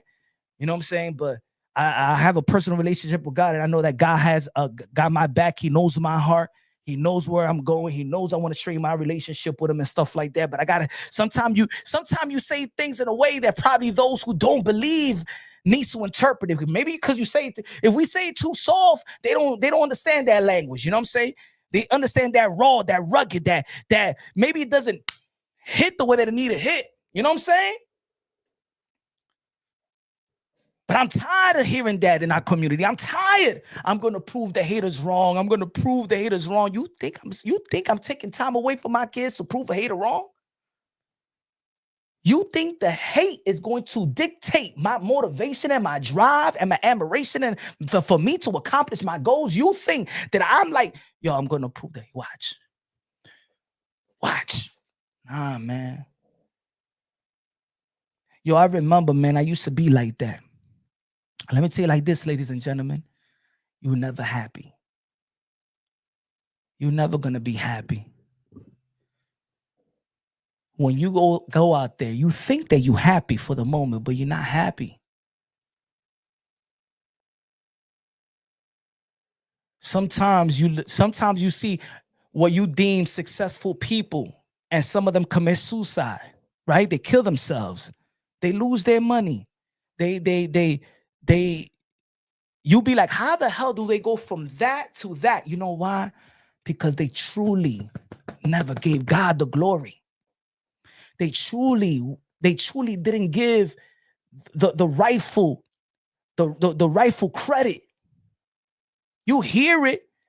You may say, yo, you hear people say, oh, thank you, God, in an award ceremony. They don't care. They just wanted to prove the haters wrong. In all essence, let me tell you like this, folks. You might not gonna like it because we all said it before. I've said it before when I was young. I'm gonna prove the haters wrong. Watch, I'm gonna prove the haters wrong. I'm worshiping the devil's energy, bro. I'm worshiping the devil. In all reality, like I said, the haters, especially when you're doing something genuinely right and you're working hard and you're not malicious and you're not doing anything bad, everything is positive in your pursuit of happiness, your pursuit of accomplishing certain things. If you go around and your drive is to prove haters wrong, you got to understand that the hater energy comes from the devil. Then you're worshiping the devil. You're succeeding for the devil. And if you succeed for the devil, once you succeeded, the devil's going to crush you in a way that you never thought it would. Because you know how you fight the devil? You fight the devil with God. You fight the devil with his blessings and his energy and his opportunity. That's how you fight the devil. That's how you, when you hear people say, kill people with kindness, because kindness comes from a good place. You never see when you have a problem with somebody and you kill them soft, you kill them with the kindness. when they think that you're about to be on some, yo, don't worry about it. I forgive you. I'll never forget, but don't worry about it. Hash it out. Go on about your business. I go by mine. Hope your family is good and stuff like that. Damn, man. They start looking at themselves a bit. Damn, I fucked up, really. Sometimes when you give off that raw energy, not that raw energy, but that negative energy right back, even though that you're just, it's just due for you to treat another person bad when they feel like they treated you bad. They're never gonna see the wrong in them, because then they're gonna find an excuse that you was bad to them right back, right?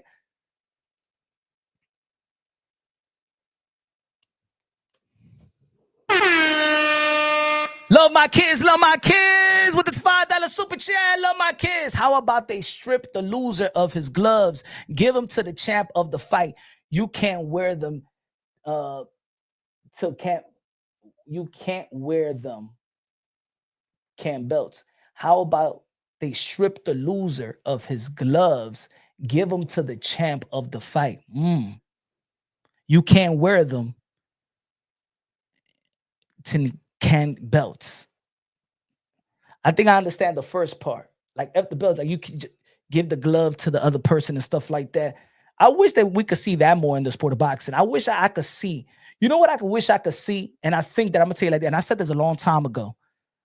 I said this a long time ago. A fighter that know that he lost to that opponent, and the cards read that that other opponent won. That fighter that grabs the mic and say, you know what? He's a fighter like me. He made the sacrifices like me. I didn't win this fight. I don't give a damn what these judges say. I don't give a damn what my promoter, his promoter say. This ain't right. Takes the belt, grab his hand. You're the champ. You're the champ, and I'm going to pay your sanctioning fee as well if they try to play you. I don't deserve this, my brother. You deserve this glory. This is your moment. You deserve it for your career, because if I take this away from you, your stock is going to drop. You're probably going to have to work your way back up in the rankings, and that's not fair. I'll be back. Hopefully you give me a rematch, but you're the rightful winner. Here's your belt. Ladies and gentlemen, sorry for my fans, but this guy is the champion. I'm going to tell you right now, that fighter that does it in this era, it will be legendary. Legendary. You will be loved. That will be the realest shit I could see. Because when you fighters do that, you know that you lost and you get the victory. I'm telling you, you're going to win. See, that's that God energy right there. You're going to win way more than you ever think that you could earn in your life. You're going to win more in life than you ever thought you could gain and earn in your life with that. That will go, I'm going to tell you like this. If a fighter, especially when we in that level, I'll give you an example. If Teofimo Lopez Shakur wins, and everybody knows that Teo won. Vice versa, if Teo wins, but everybody knows that Shakur really won. You know what I'm saying? So people won't say that I'm being biased, whatever. And be like, nah, he won this fight. You will get a standing ovation. You will win that night as well. You will win as a man. See, ladies and gentlemen, fighters, you know you got a short career. Your career could be minimized and could be done in a fight, maybe 2 fights. Rap Star Boxing Out is looking out, my brother. But as a person, you got to also understand that being the greatest fighter of all time takes more than just what you do in the ring. The greatest of all time is what you do in and out the ring, how you inspire in the ring and out the ring, the accomplishment that you earn in the ring and the accomplishment that you earn outside of the ring. That's why Muhammad Ali will always be the greatest of all time. Because not only what he did in the ring is how he moved and how he supported and how he uplifted a culture outside of the ring. That's what makes you the greatest of all time. That's what makes you the GOAT. That's why when I talk about women boxing, I don't try to shit on Clarissa Shields. I think that Amanda Serrano was the greatest right now because what she did in and out the ring. What is she doing for women boxing outside of the ring? While she's elevating, signing all these women with most valuable promotions in a position to sign all these women. She is doing something incredible for the sport. Her sacrifices fighting for the equality of women and dropping her belt to send a message to the WBC. You're not going to sanction. I am dropping my undisputed crown because the women needs to fight 12 rounds, 3 minutes, and she sacrificed. No other woman is doing it like a man, and that's what greatness is. Greatness is also it's a lot of sacrifices to be the greatest. It's not for self.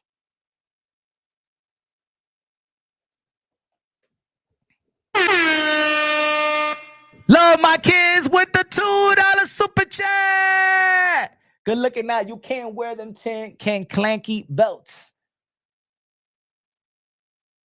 No, they strip him of his medal and he threw it away. Great lecture tonight, my brother.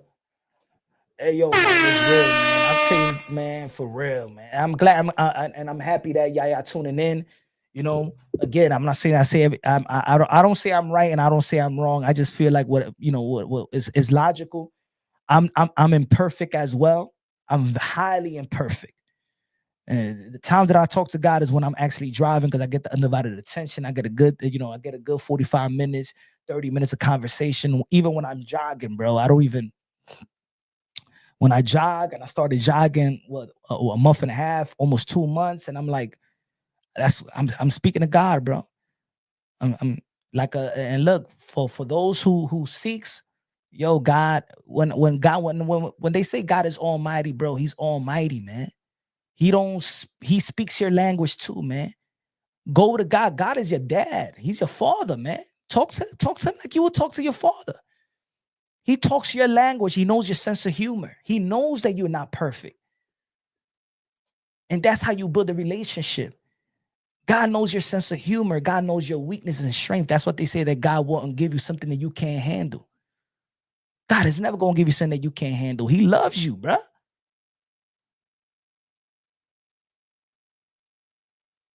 And he going to test you.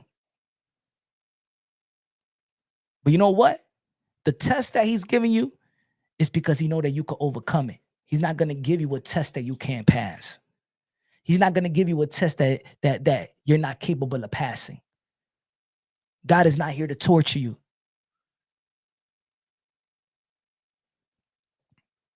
And life could be not all perfect. We could have our downfalls. I had my shares of mine. My life ain't on the up. And it's not where it could be or where it should be and stuff like that. But when I got God on my side, everything gonna be all right. Everything gonna be all right. You know, everything gonna be all right. So, in conclusion with this, Bud Crawford, I agree with Bud Crawford for the most part. I've been frustrated with the WBC for a while, for the sanctioning bodies. I think there has to be more of a transparency, more clarity. And I think that if fighters are going to pay sanctioning fees, this is what I'll say, because complaining is one thing. Having issues is another thing. But when there's no solutions for something, I'll say this.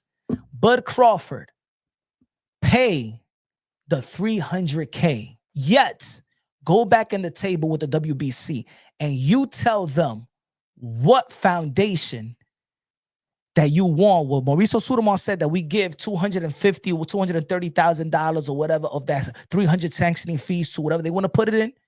You work with the WBC and you tell them where you want to put, where you want you and the WBC to build the foundation together, or to create an awareness, or to help the foundation that you want to help with your sanctioning fee. That will be the right thing to do, in my opinion.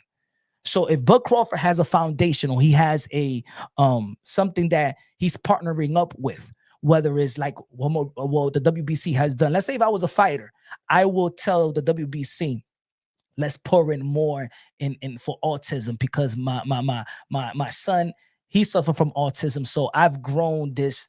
I've learned a lot, and I have a soft spot, and I have an understanding of other parents. I have understanding of other kids. I've become so much of a patient person, because raising my son, I have to be patient. He still don't speak too much, he doesn't, so I had to be patient. I have to be patient in his learning disability, little by little, and stuff like that.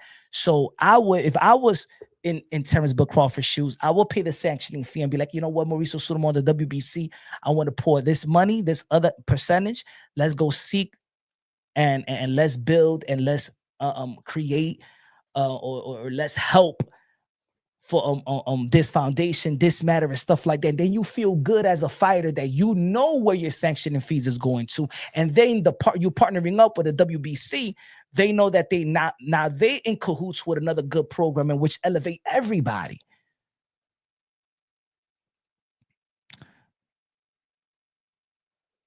WBC have no legitimacy at this point. That's what Crawford means. No, Heather Hardy was on stereo.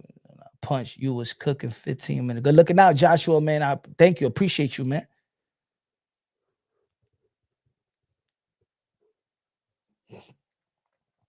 That's what I was saying. I'll be transparent. I would like to, what I'm saying, like, yo, like, put it, Vanis Matarosion. Vanis Matarosion, God rest his soul, God rest in peace. I believe that the boxing community should have paid for his, and I don't know who paid for it, but I think that the boxing community, the sanctioning body, should have paid for the funeral. Like when Patrick Day died, right? I think the sanctioning body should be paying for that. You know what I'm saying? God rest Patrick Day, right? And all those fighters that have passed away. I think the sanctioning, those fees should be for the fighters, right?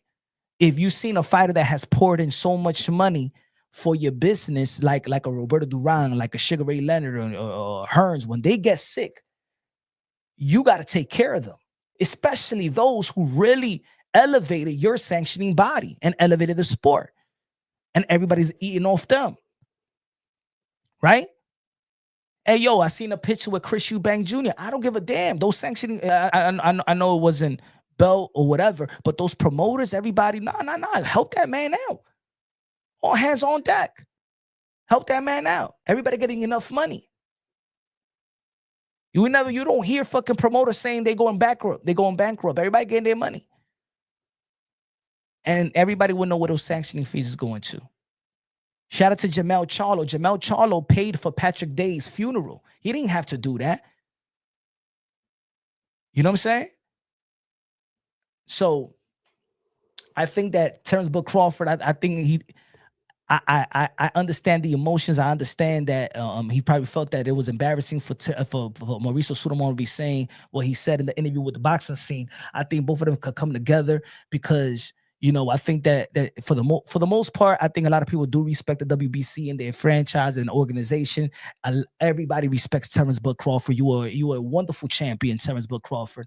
We understand that, but let's be real. All sanctioning bodies ain't equal. You 50 million, if you earn over $50 million and stuff like that, everybody paid. It pays to be the king. It pays to be the reigning the man. You know what I'm saying? But maybe with transparency, and maybe boxers, instead of complaining all the time, create a solution. We all could complain about everything in life, but are you creating a solution? What is the solution? So for the people that's on with Bud, because I'm with Bud on this, create a solution with this matter. Where the sanctioning fees is going to? How about you create create or forward them to where you want that money to go to? If it's to build gyms around, if it's to give back to the USA amateur circuit, who's really losing money right now.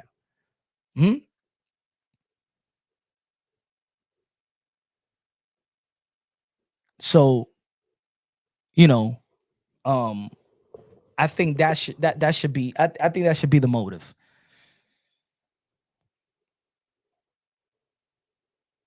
So anyway, man, let me know what y'all think, man. Y'all already know this is Punch Drunk Boxing, aka Mr. Moonshine himself. Yo, God first, everything second. Fight plus survive equals true champions. The best investment you can make in your life is have God in your heart. God is good. God is everything, man. We ain't perfect, but He loves us perfectly. You feel me? So thank you for everybody that tuned in. Go follow me on X, formerly known as Twitter. Follow me on all the social media platforms. Love y'all. God bless. And on to the next. We back tomorrow, 9:30 p.m. Eastern time. We're going live tomorrow. Happy hour Thursday. Peace out.